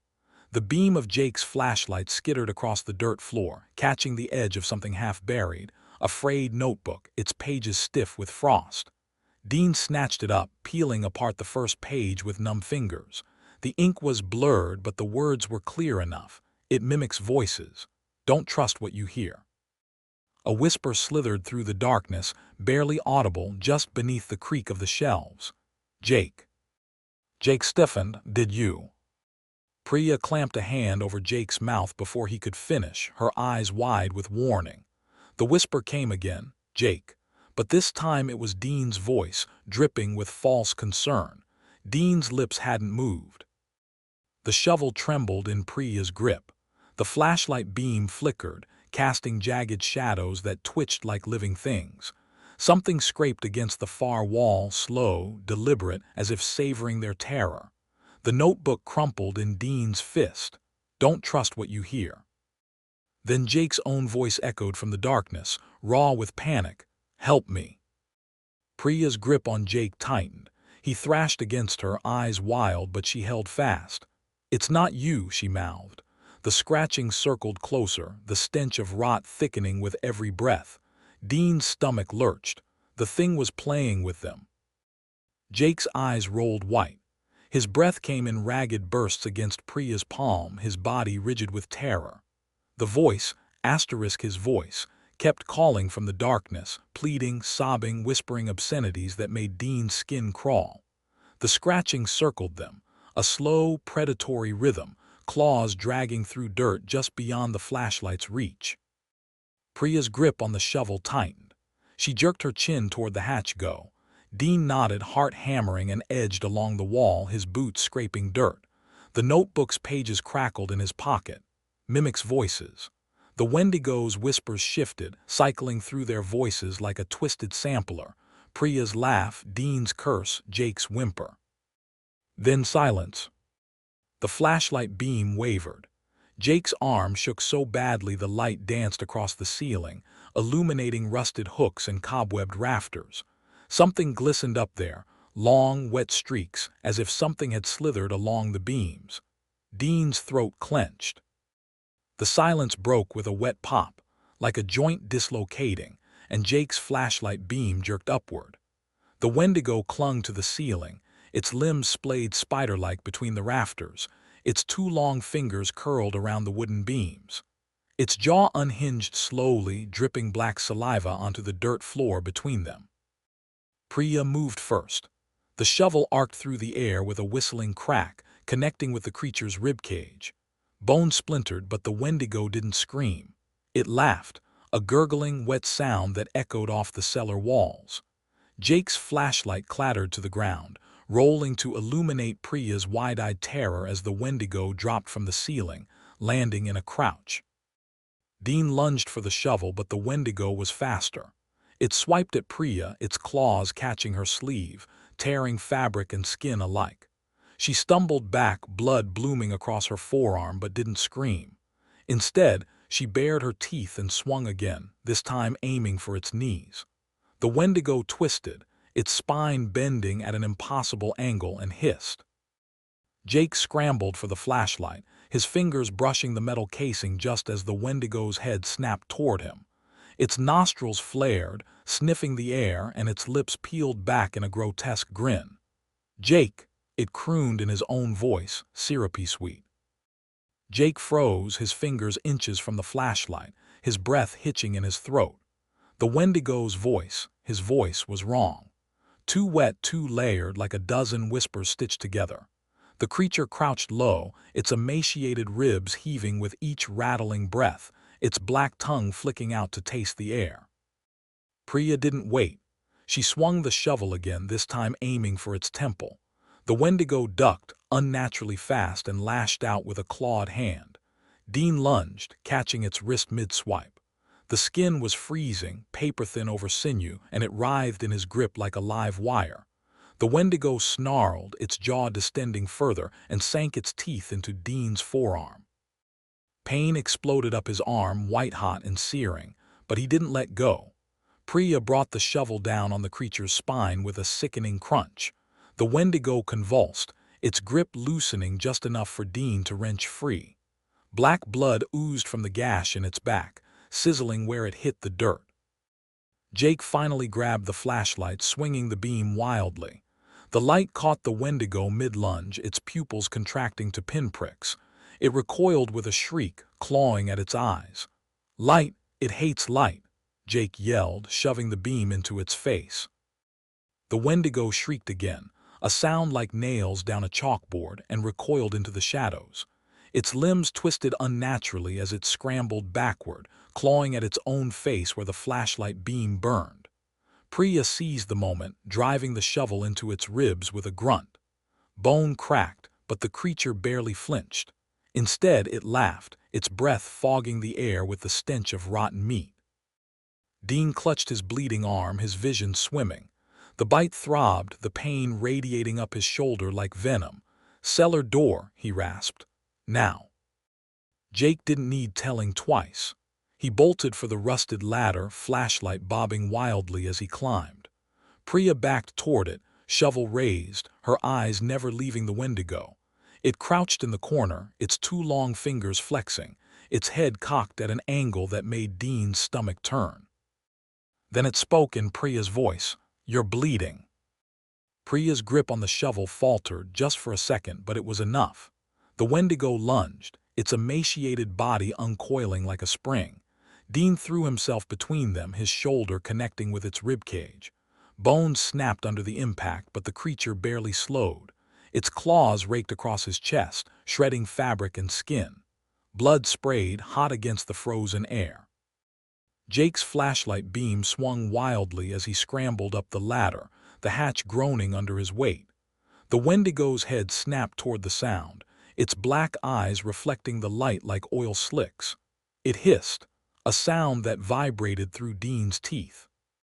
Priya swung the shovel again, this time aiming for its knees. The Wendigo twisted, its spine bending sideways, and the shovel struck dirt. The force of the miss sent Priya stumbling. The creature pounced, pinning her with one clawed hand. Its jaw unhinged wider, saliva dripping onto her face. Dean grabbed the nearest thing, a shattered jar, and drove the jagged glass into the Wendigo's side. It shrieked, the sound echoing off the cellar walls like a chorus of dying animals. Black blood bubbled from the wound, sizzling as it hit the ground. The creature recoiled, its grip on Priya loosening just enough for her to twist free. The Wendigo staggered back, its ribs heaving with wet, rattling breaths.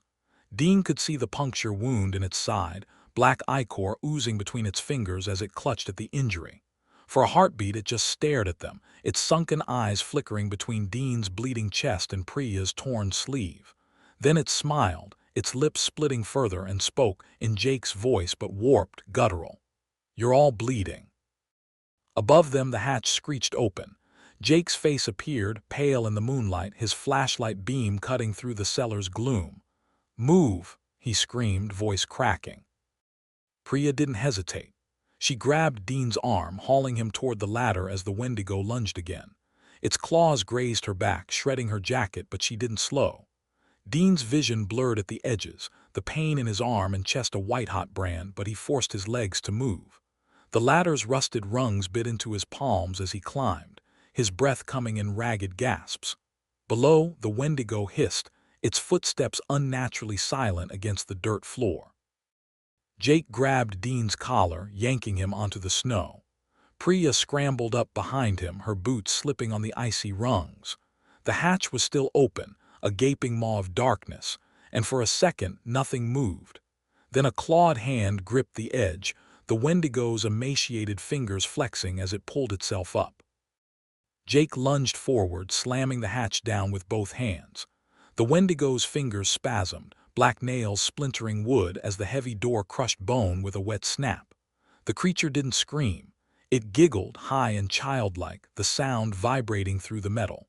Jake recoiled, but Priya was already there, driving her boot heel onto the hatch with a grunt.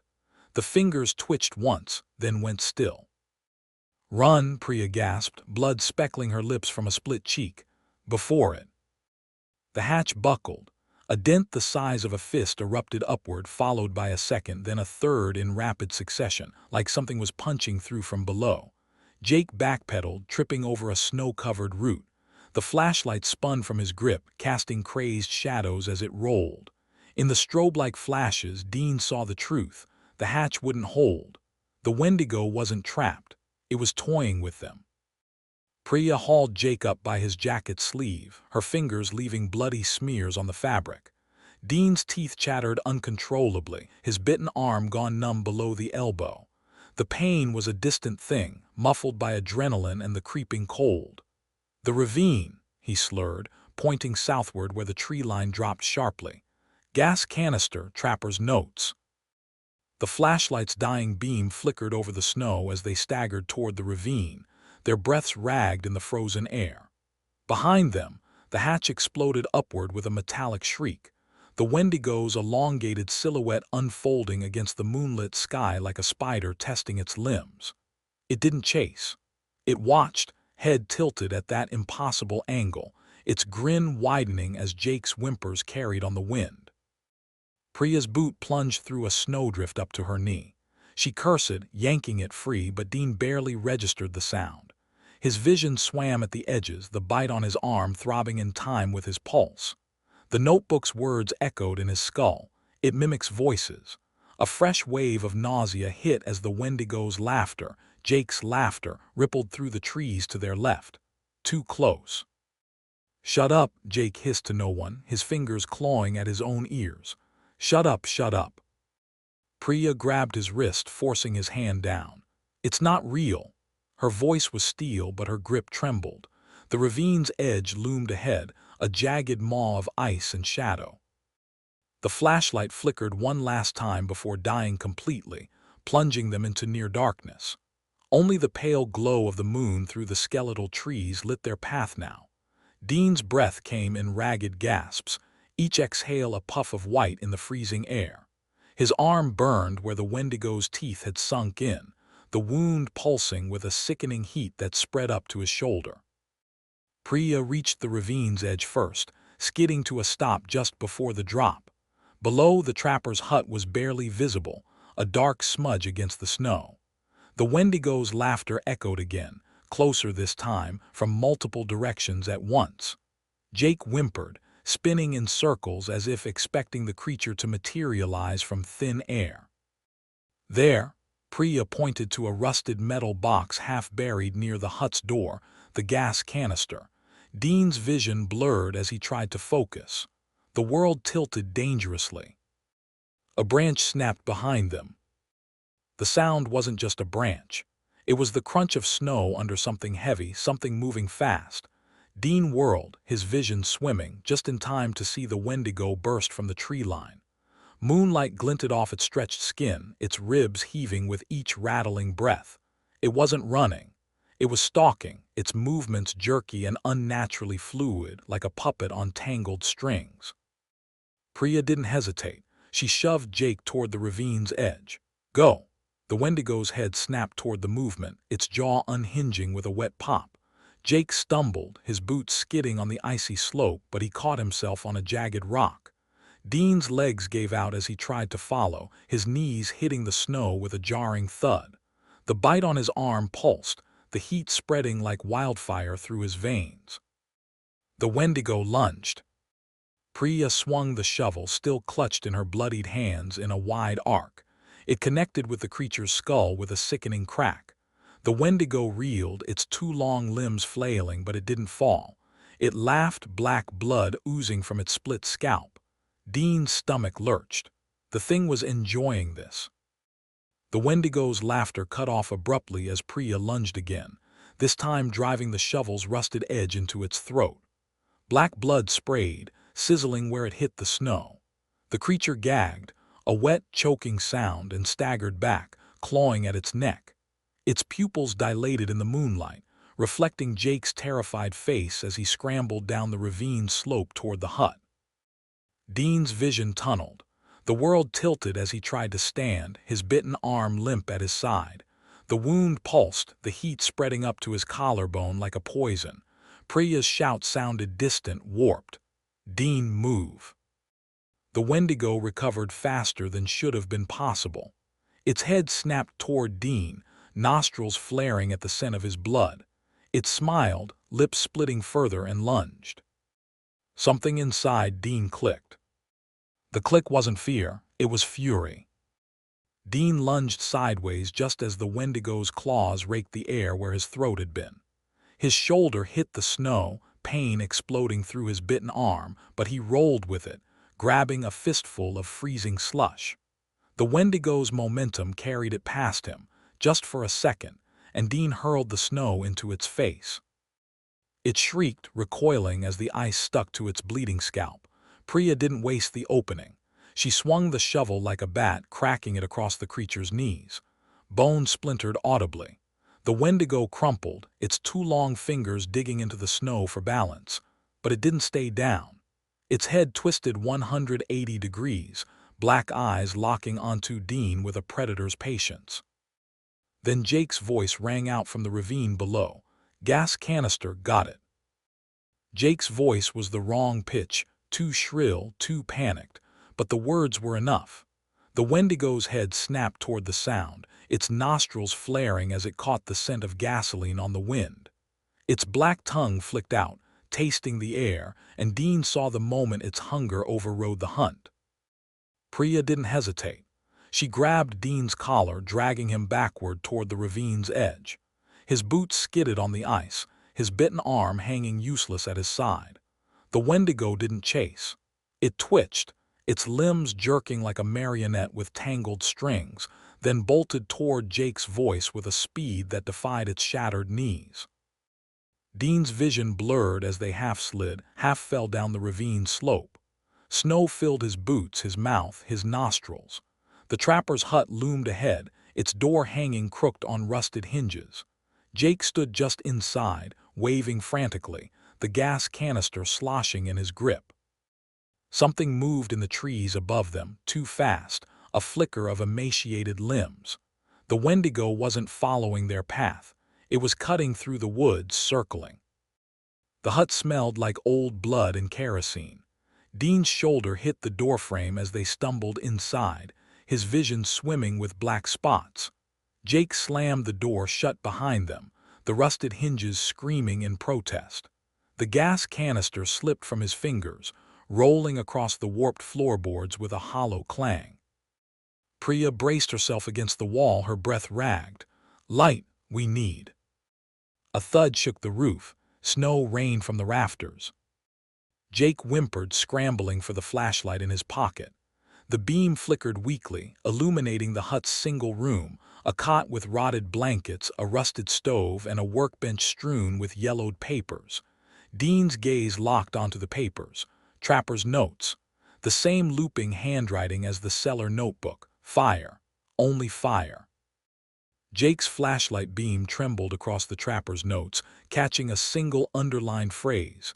"It fears fire, but fire alone won't kill it." Dean's bitten arm throbbed in time with his pulse, the heat now crawling up his neck.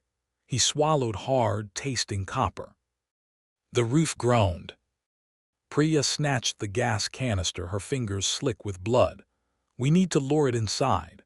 Her voice was calm, but her eyes flicked to Dean's wound. The skin around it was graying, veins blackening beneath the surface.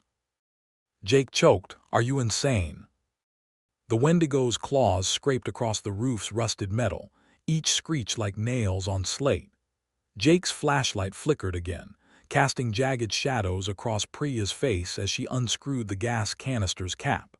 The stench of fuel flooded the hut, sharp, chemical, masking the rot clinging to Dean's clothes.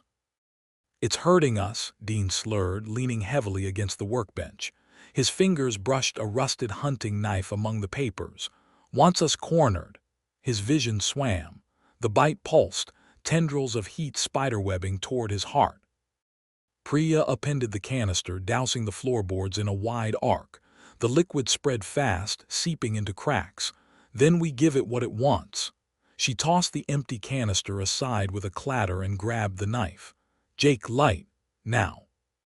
Jake's hands shook so badly the flashlight beam juddered across the ceiling. "We're inside." The Wendigo's weight settled directly above them with a creak of bending metal. A single claw punched through the roof, shredding the thin paneling like paper. Jake's scream lodged in his throat as blackened fingertips curled through the hole, probing the air. Priya didn't flinch. She grabbed Jake's wrist, forcing the flashlight toward the gasoline-soaked floorboards. "Do it." Something in her voice, cold, certain, cut through Jake's panic. The flashlight beam steadied. The Wendigo's breath rattled through the roof, its claws widening the hole with slow, deliberate tears. Dean's vision tunneled. His bitten arm hung limp, fingers twitching involuntarily. The hunting knife's handle dug into his palm, the only anchor to reality. Jake's free hand dipped into his pocket, fumbling, frantic, and emerged clutching a crumpled matchbook from the cabin. The first match snapped between his fingers. The second hissed to life with a sulphurous stink.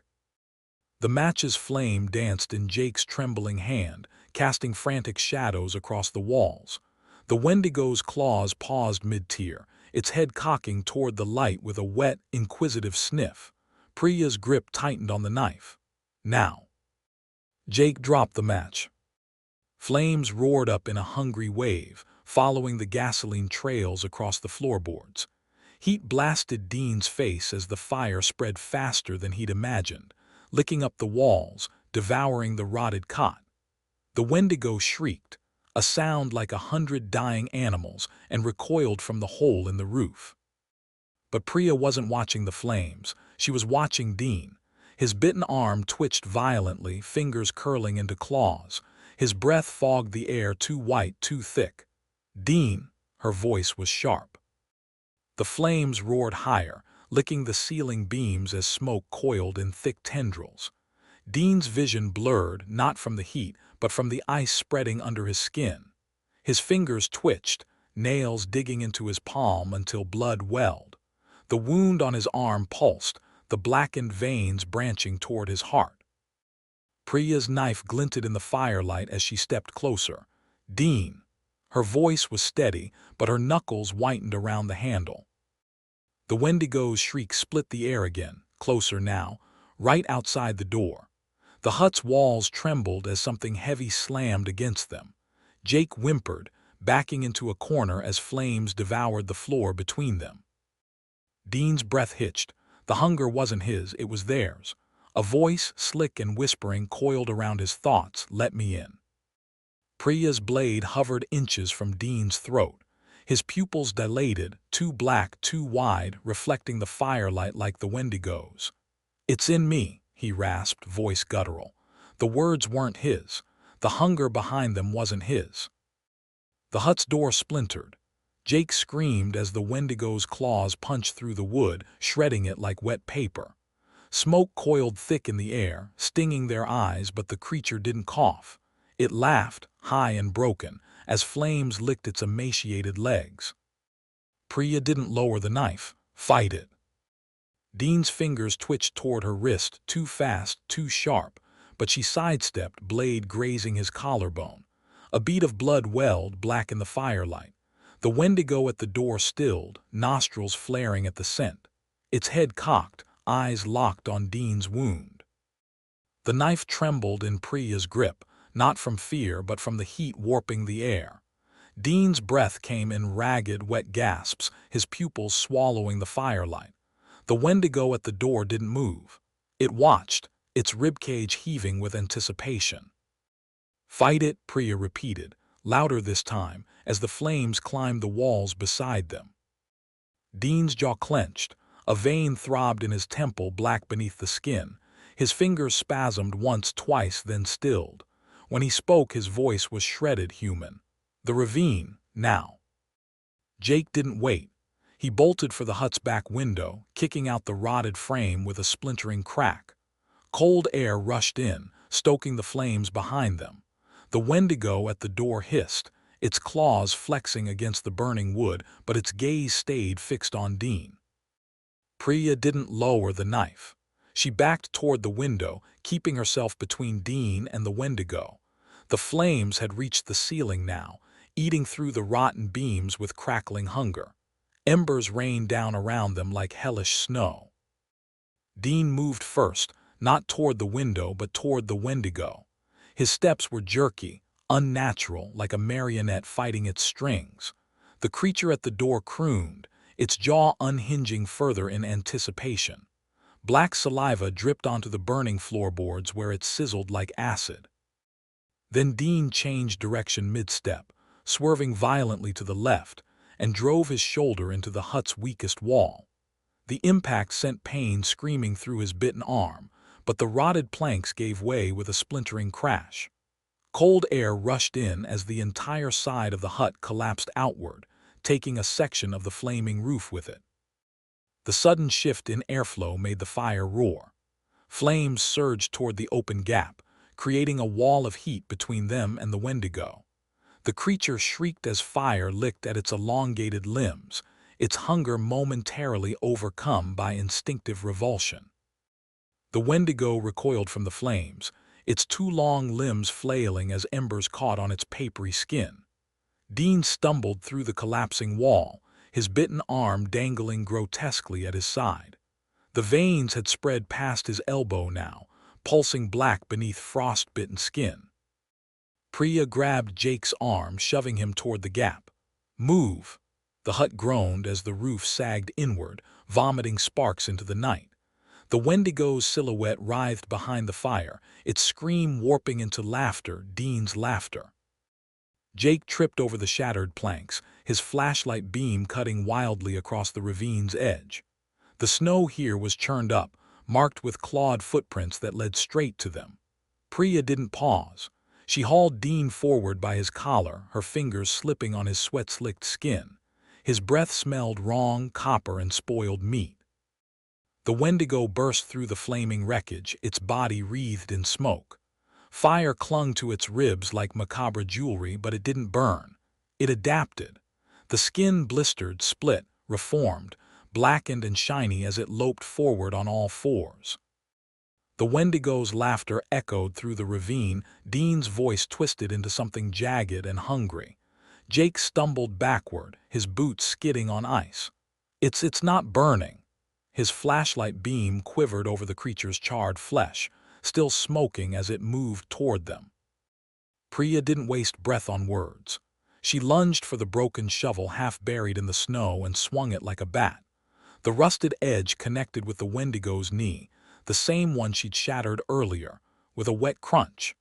The creature staggered, its leg bending sideways at a nauseating angle, but it didn't fall. It grinned, blackened lips splitting further, and lunged. Dean intercepted it.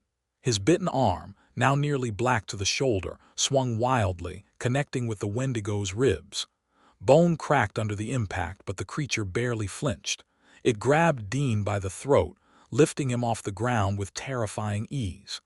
Dean's legs kicked uselessly, his face purpling as the Wendigo's claws punctured his skin. Priya didn't hesitate. She drove the shovel's pointed end into the Wendigo's back, aiming for the spine. The creature arched with a guttural shriek, its grip on Dean loosening just enough for him to twist free. He landed hard on the ice, gasping, his neck bleeding freely. Dean's fingers scrabbled against the ice as he tried to push himself up, but his bitten arm buckled under his own weight. The Wendigo's shriek cut off abruptly, replaced by a wet, choking gurgle as black blood bubbled from its split spine.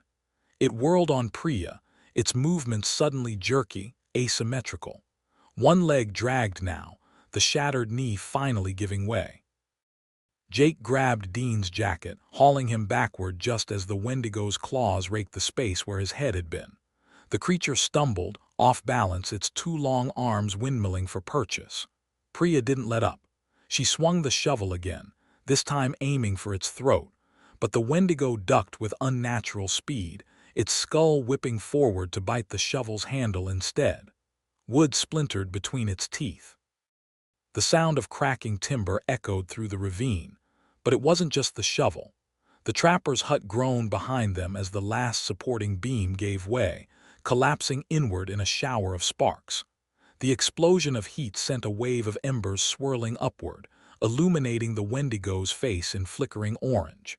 Its eyes locked onto Dean's bleeding neck, nostrils flaring. Dean's vision swam. The black veins in his arm pulsed, spreading like ink in water. He could feel it, the hunger, the cold, coiling around his thoughts like smoke. The Wendigo's voice slithered through his skull, whispering in his own tone, "Almost time." The shovel's splintered handle slipped from Priya's fingers as the Wendigo lunged again, not at her, but past her, toward Dean. Its charred ribs expanded with a wet, rattling inhale, drinking in the scent of his blood. Jake screamed something unintelligible, scrambling backward until his spine hit the ravine's icy wall. Dean's body moved before his mind could catch up. His good arm swung wildly, fingers wrapping around a fist-sized rock half buried in the snow. The Wendigo's jaws yawned wide, its breath reeking of spoiled meat and gasoline, when Dean drove the rock into its gaping maw. Teeth shattered with a sound like breaking glass. Black blood sprayed across Dean's face, sizzling where it touched his skin. The Wendigo reeled back, clawing at its ruined mouth, but only for a second. Its laughter bubbled up through the blood, gurgling and wrong, as its fingers closed around Dean's wounded arm and yanked. Something tore muscle, tendon, but Dean didn't feel pain anymore. Just the creeping numbness spreading from the bite, turning his flesh to dead weight. Priya's knife flashed in the firelight as she plunged it into the Wendigo's wrist. The blade stuck fast, buried to the hilt in blackened bone, but the creature didn't let go. It twisted Dean's arm with a wet snap, the sound louder than Jake's whimpers. Dean's scream didn't sound human. It ripped through the ravine, raw and guttural, as his arm bent the wrong way at the elbow. The Wendigo's grip tightened, its claws sinking deeper into his flesh, then stopped. Its head jerked up, nostrils flaring at a new scent, smoke, not from the burning hut, from Dean's arm. The blackened veins pulsed with an unnatural heat, the skin blistering where the creature's claws touched him. Priya saw it first, the way the Wendigo recoiled, its fingers smoking where they gripped Dean's infected flesh. She didn't hesitate. She grabbed the still-burning shovel handle from the snow and lunged, driving the smoldering end into the Wendigo's chest. The creature shrieked, its ribcage sizzling where the embers met bone, and finally released Dean. Jake scrambled forward, grabbing Dean's good arm and dragging him back toward the ravine wall. Dean's breath came in shallow, wet gasps, his pupils blown wide with pain, or something worse.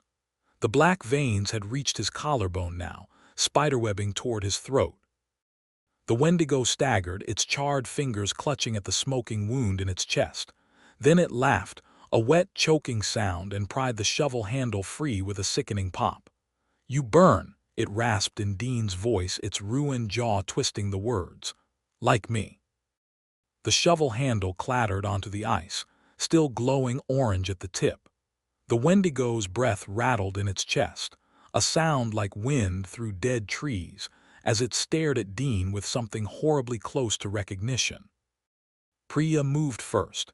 She grabbed Jake's arm, shoving him toward a narrow crevice in the ravine wall, a fissure barely wide enough for a person. "There!" Her voice was raw from smoke. The Wendigo's head snapped toward the sound, its nostrils flaring, but it didn't pursue. It watched, its blackened fingers flexing. Dean's legs buckled. Jake caught him just before he hit the snow, the impact jarring his dislocated arm.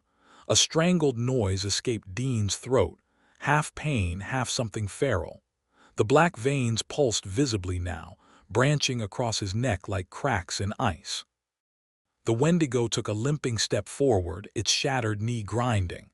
"Mine," it whispered, not in Dean's voice but in the trapper's from the notebook. The sound was ancient, guttural. Priya shoved Jake into the crevice first, his shoulders scraping against the frozen rock as he dragged Dean in after him.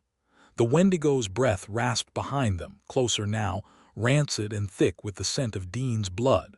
The fissure narrowed sharply, the walls pressing in like a vice. Ice cracked under their boots as they half fell, half slid into the darkness. Dean's body convulsed suddenly, his back arching off the ground. A wet, tearing sound filled the crevice as the black veins under his skin bulged, writhing like worms. Jake recoiled, his flashlight beam shaking over Dean's face. His pupils were gone, swallowed by inky blackness. "Oh God!" Priya clamped a hand over Jake's mouth. "Don't speak." Her whisper was barely audible. Above them, the Wendigo's claws scraped against the crevice's entrance, sending a shower of ice crystals onto their heads. It couldn't fit inside, not yet, but it was listening. Dean's throat worked soundlessly, his jaw unhinging too wide, too wrong. The tendons stood out like cables under his graying skin. Priya's knife was still buried in the Wendigo's wrist outside, but her fingers found a shard of broken rock beside her leg. She gripped it tight, the edges biting into her palm. The Wendigo's claws dug deeper into the crevice's icy walls, sending fractures spiderwebbing overhead.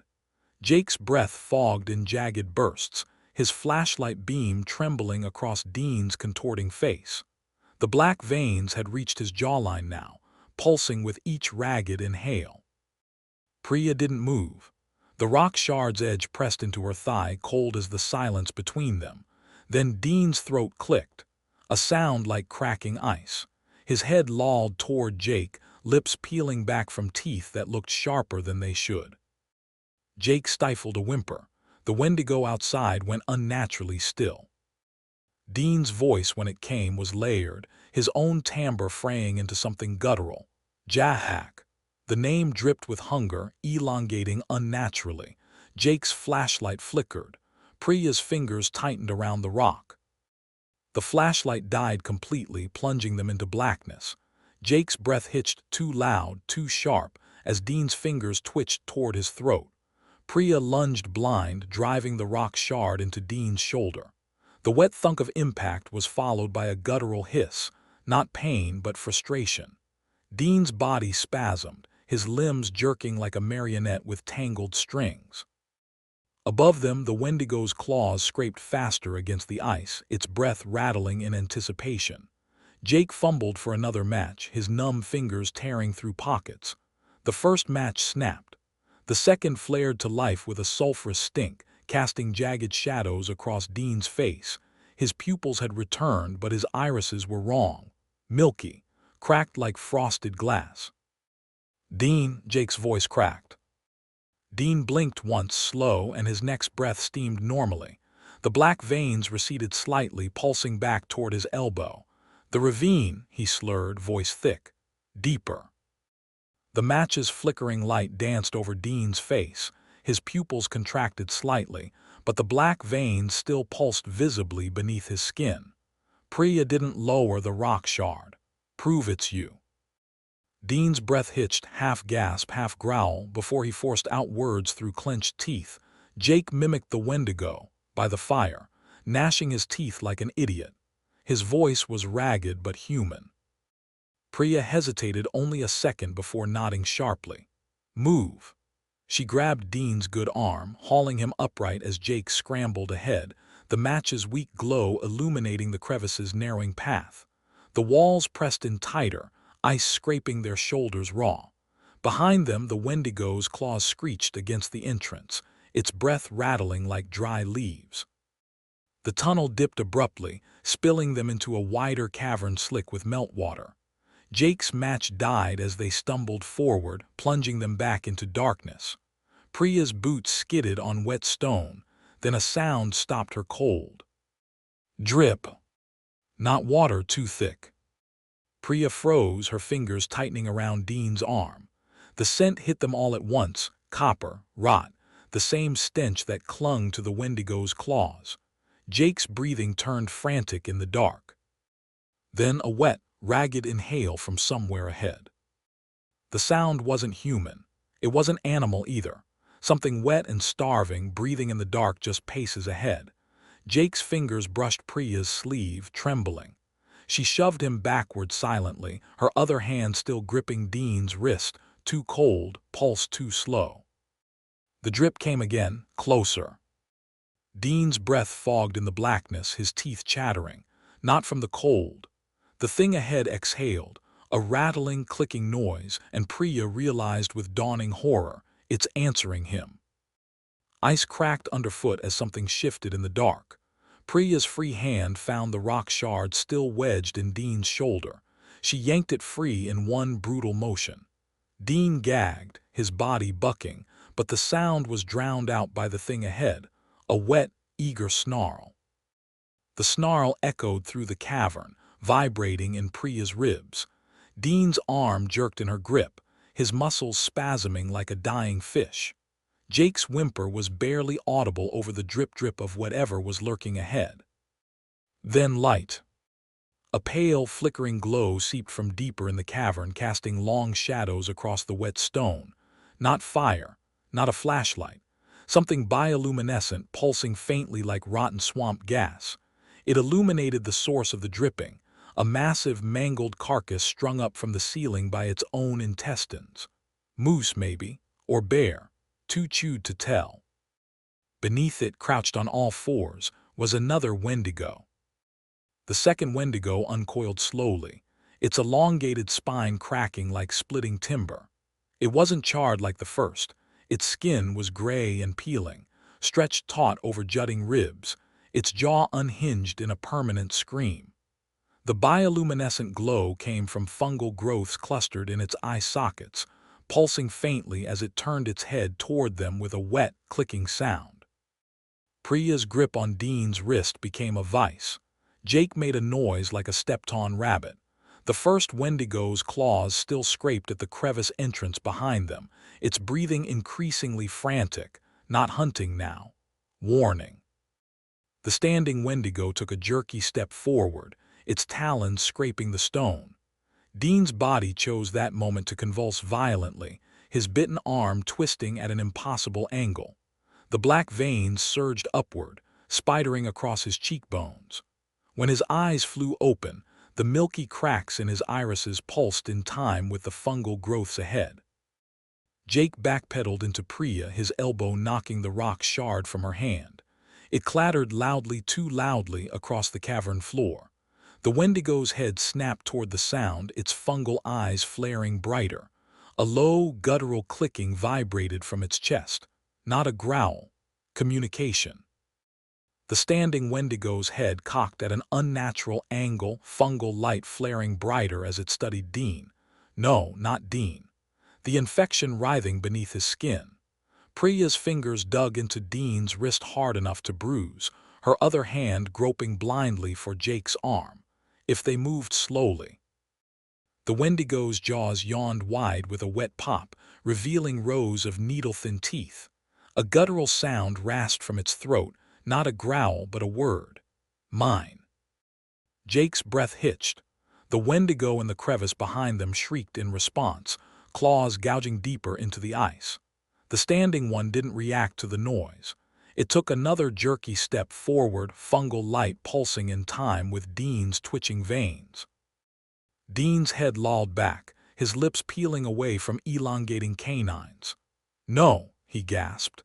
Then the word dissolved into a wet snarl. His free hand clawed at Priya's grip, nails blackening as they scored her skin.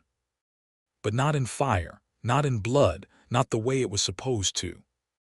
Priya realized it first. The way the second Wendigo hesitated, its fungal eyes flickering as Dean's body contorted between them. The way the first Wendigo's claws had stopped tearing at the crevice entrance entirely. The silence was worse than the screaming. Dean's back arched violently, tendons standing out like cables under his graying skin. A wet, tearing sound filled the cavern as the black veins beneath his flesh split, rupturing like overripe fruit. Thick, oily fluid seeped from the cracks, sizzling where it hit the stone. The second Wendigo recoiled, its fungal light dimming, not in fear, but in something disturbingly close to recognition. Jake's breath fogged in jagged bursts. It's rejecting him," he whispered, the words barely audible. The first Wendigo's shriek echoed through the cavern, not rage but protest. Its claws scraped frantically at the ice, too wide to fit through the fissure. The second Wendigo didn't move. It watched, motionless, as Dean's body convulsed, his limbs jerking in ways that defied bone structure. His jaw unhinged with a wet pop, but no sound came out. Only a trickle of blackened saliva, steaming where it dripped onto the fungal growths at the second Wendigo's feet. The fungal glow pulsed erratically, throwing jagged shadows across the cavern walls as Dean's body split. Not metaphorically, literally.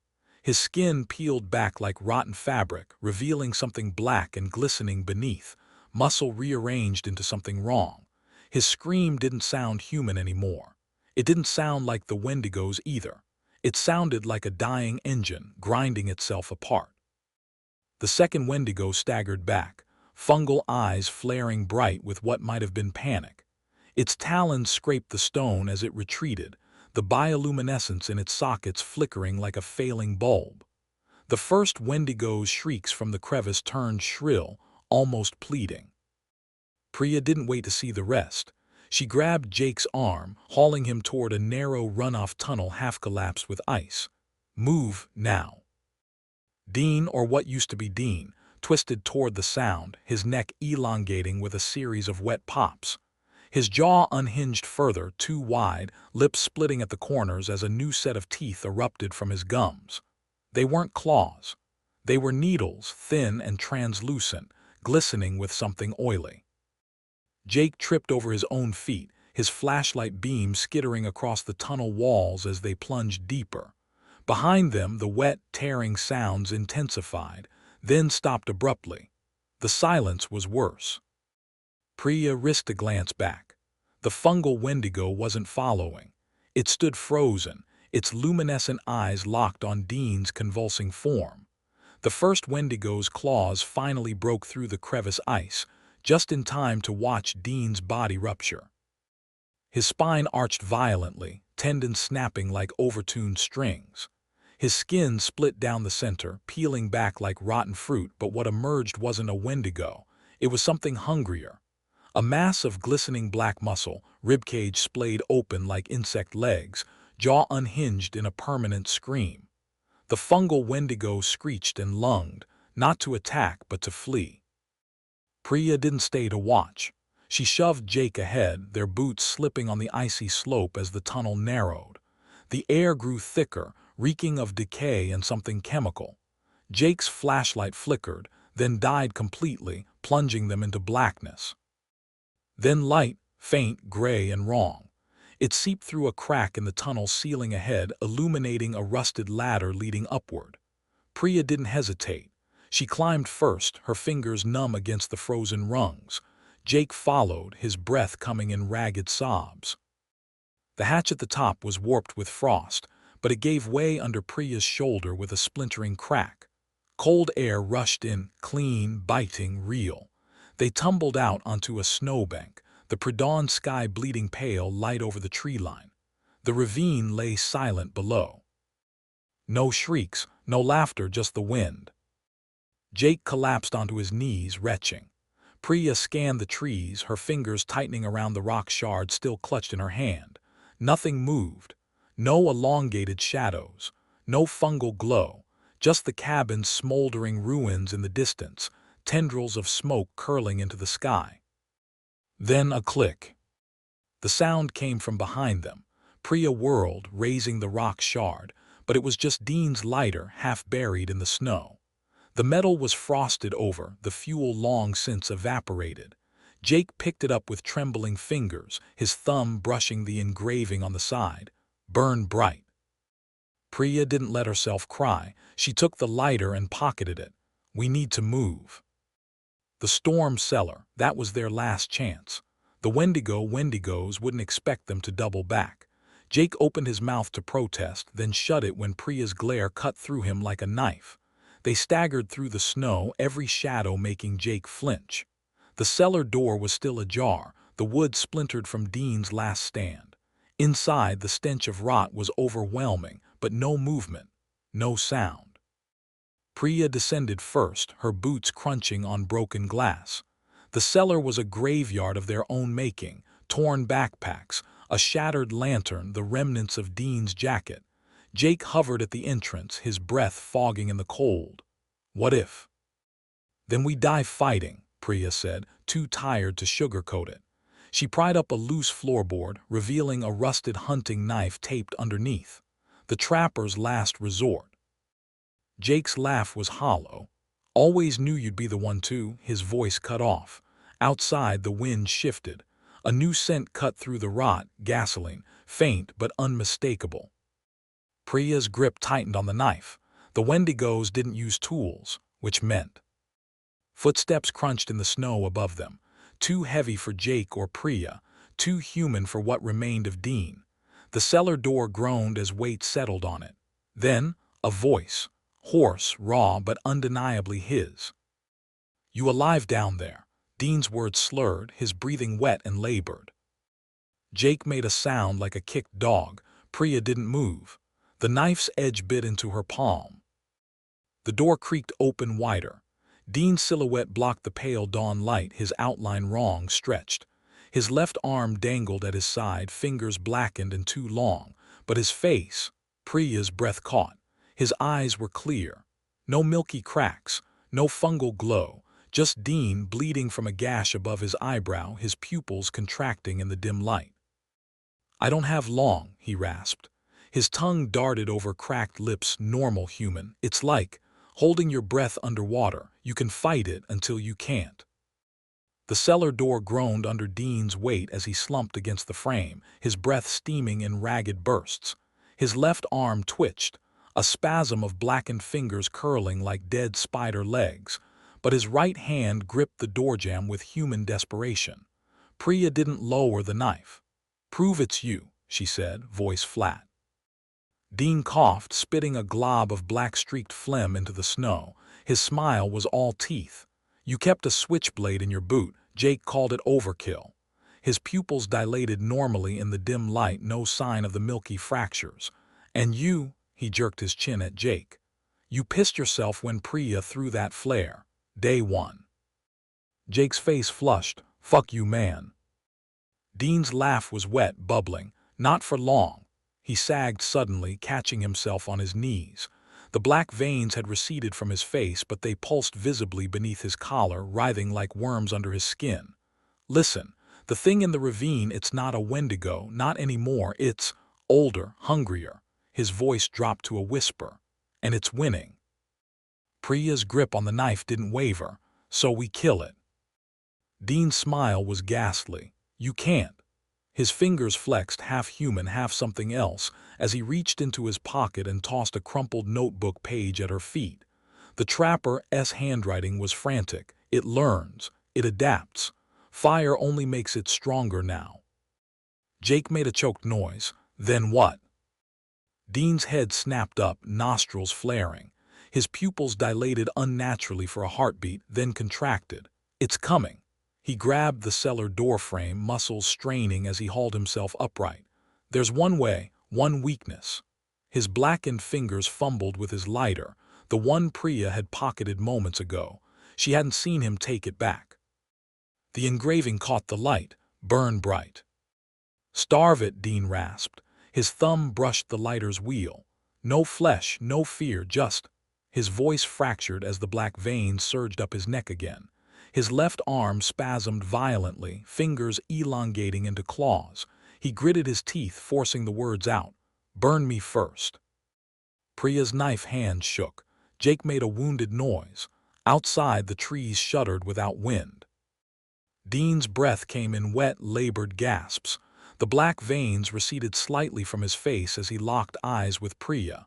"You know," he whispered. "You've always known." She did, the trapper's notes.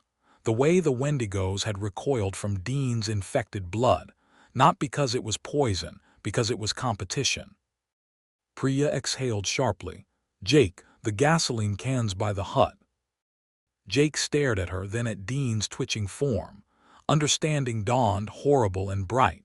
He bolted up the cellar steps, snow crunching under his boots. Dean sagged against the door frame, his breath rattling. "Should have listened to the locals," he muttered. His fingers tightened around the lighter, the engraving biting into his palm.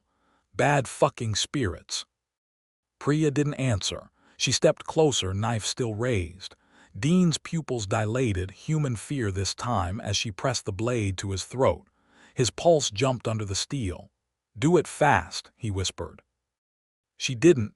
Instead, she sliced downward, carving through the black veins bulging along his collarbone. Oily fluid spurted, sizzling where it hit the snow. Dean screamed, a sound too human for what he was becoming. The forest answered.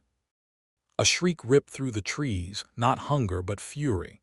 The fungal Wendigo lunged from the tree line, its bioluminescent eyes flaring violently. Priya didn't flinch. She yanked Dean into the cellar as Jake skidded back, sloshing gasoline across the snow. The Wendigo hit the ground where Dean had stood, fungal light pulsing erratically. Its head snapped toward the cellar, lips peeling back from needle teeth. Priya slammed the door shut, plunging them into darkness punctuated only by Dean's ragged breathing. Outside, the Wendigo screeched, not at them but at something deeper in the woods. The sound was met by a guttural, grinding noise, Dean's twisted double answering the call. Jake fumbled with the lighter, Dean's hand closed over his wrist. "Not yet," he gasped. His pupils were fracturing again, milky cracks spreading through his irises. "Wait for." The cellar door buckled. Splinters rained down as talons punched through the wood. Priya braced against the wall, knife raised. The Wendigo's fungal glow seeped through the cracks, illuminating Dean's face as the corruption surged back up his neck. Then silence. The talons withdrew. A new sound replaced it, wet, guttural chewing. Something was eating the Wendigo alive. Dean's breath hitched. "Now," he whispered. Jake struck the lighter. The flame guttered, then caught. Priya didn't hesitate. She snatched it from his shaking fingers and pressed it to Dean's outstretched palm. His skin blackened instantly, the fire spreading up his arm like oil. He didn't scream. His voice came out layered, human and inhuman. "Run." They burst from the cellar as Dean ignited behind them. The Wendigo spun, its torso half gone, chewed open by the thing that had been Dean. The fire reached its fungal eyes. They burst like overripe fruit, spewing luminescent rot. The forest erupted. The ravine became a writhing tableau of flame and gnashing teeth. The Wendigo screeched, not in pain but in recognition, as Dean's burning form tackled it. They rolled into the snow, a tangle of charred muscle and snapping jaws. Jake grabbed Priya's wrist, dragging her toward the trees. She wrenched free. "Wait." A hand burst from the flames. Human, Dean's. For one breathless second his eyes cleared, no corruption, no hunger, just him. He grinned, teeth red with embers. Then the fire consumed him whole. The explosion knocked them flat. Heat seared Priya's back as the gasoline cans detonated. The Wendigo's shriek cut off mid-screech. When the smoke cleared, only ash remained. Silence. 3 days later, rescue found them half frozen by a frozen lake. Priya's frostbitten fingers clutched Dean's lighter, the increment illegible now. The authorities called it a bear attack. The locals knew better. Back in the city, Priya woke to her apartment freezing. Rot thickened the air. On her wall, claw marks spelled one word: soon. Jake disappeared a week later. His apartment reeked of gasoline. Priya keeps the lighter close. It burns colder now. Thank you for listening to tonight's stories. If you enjoyed them, please leave a like and subscribe.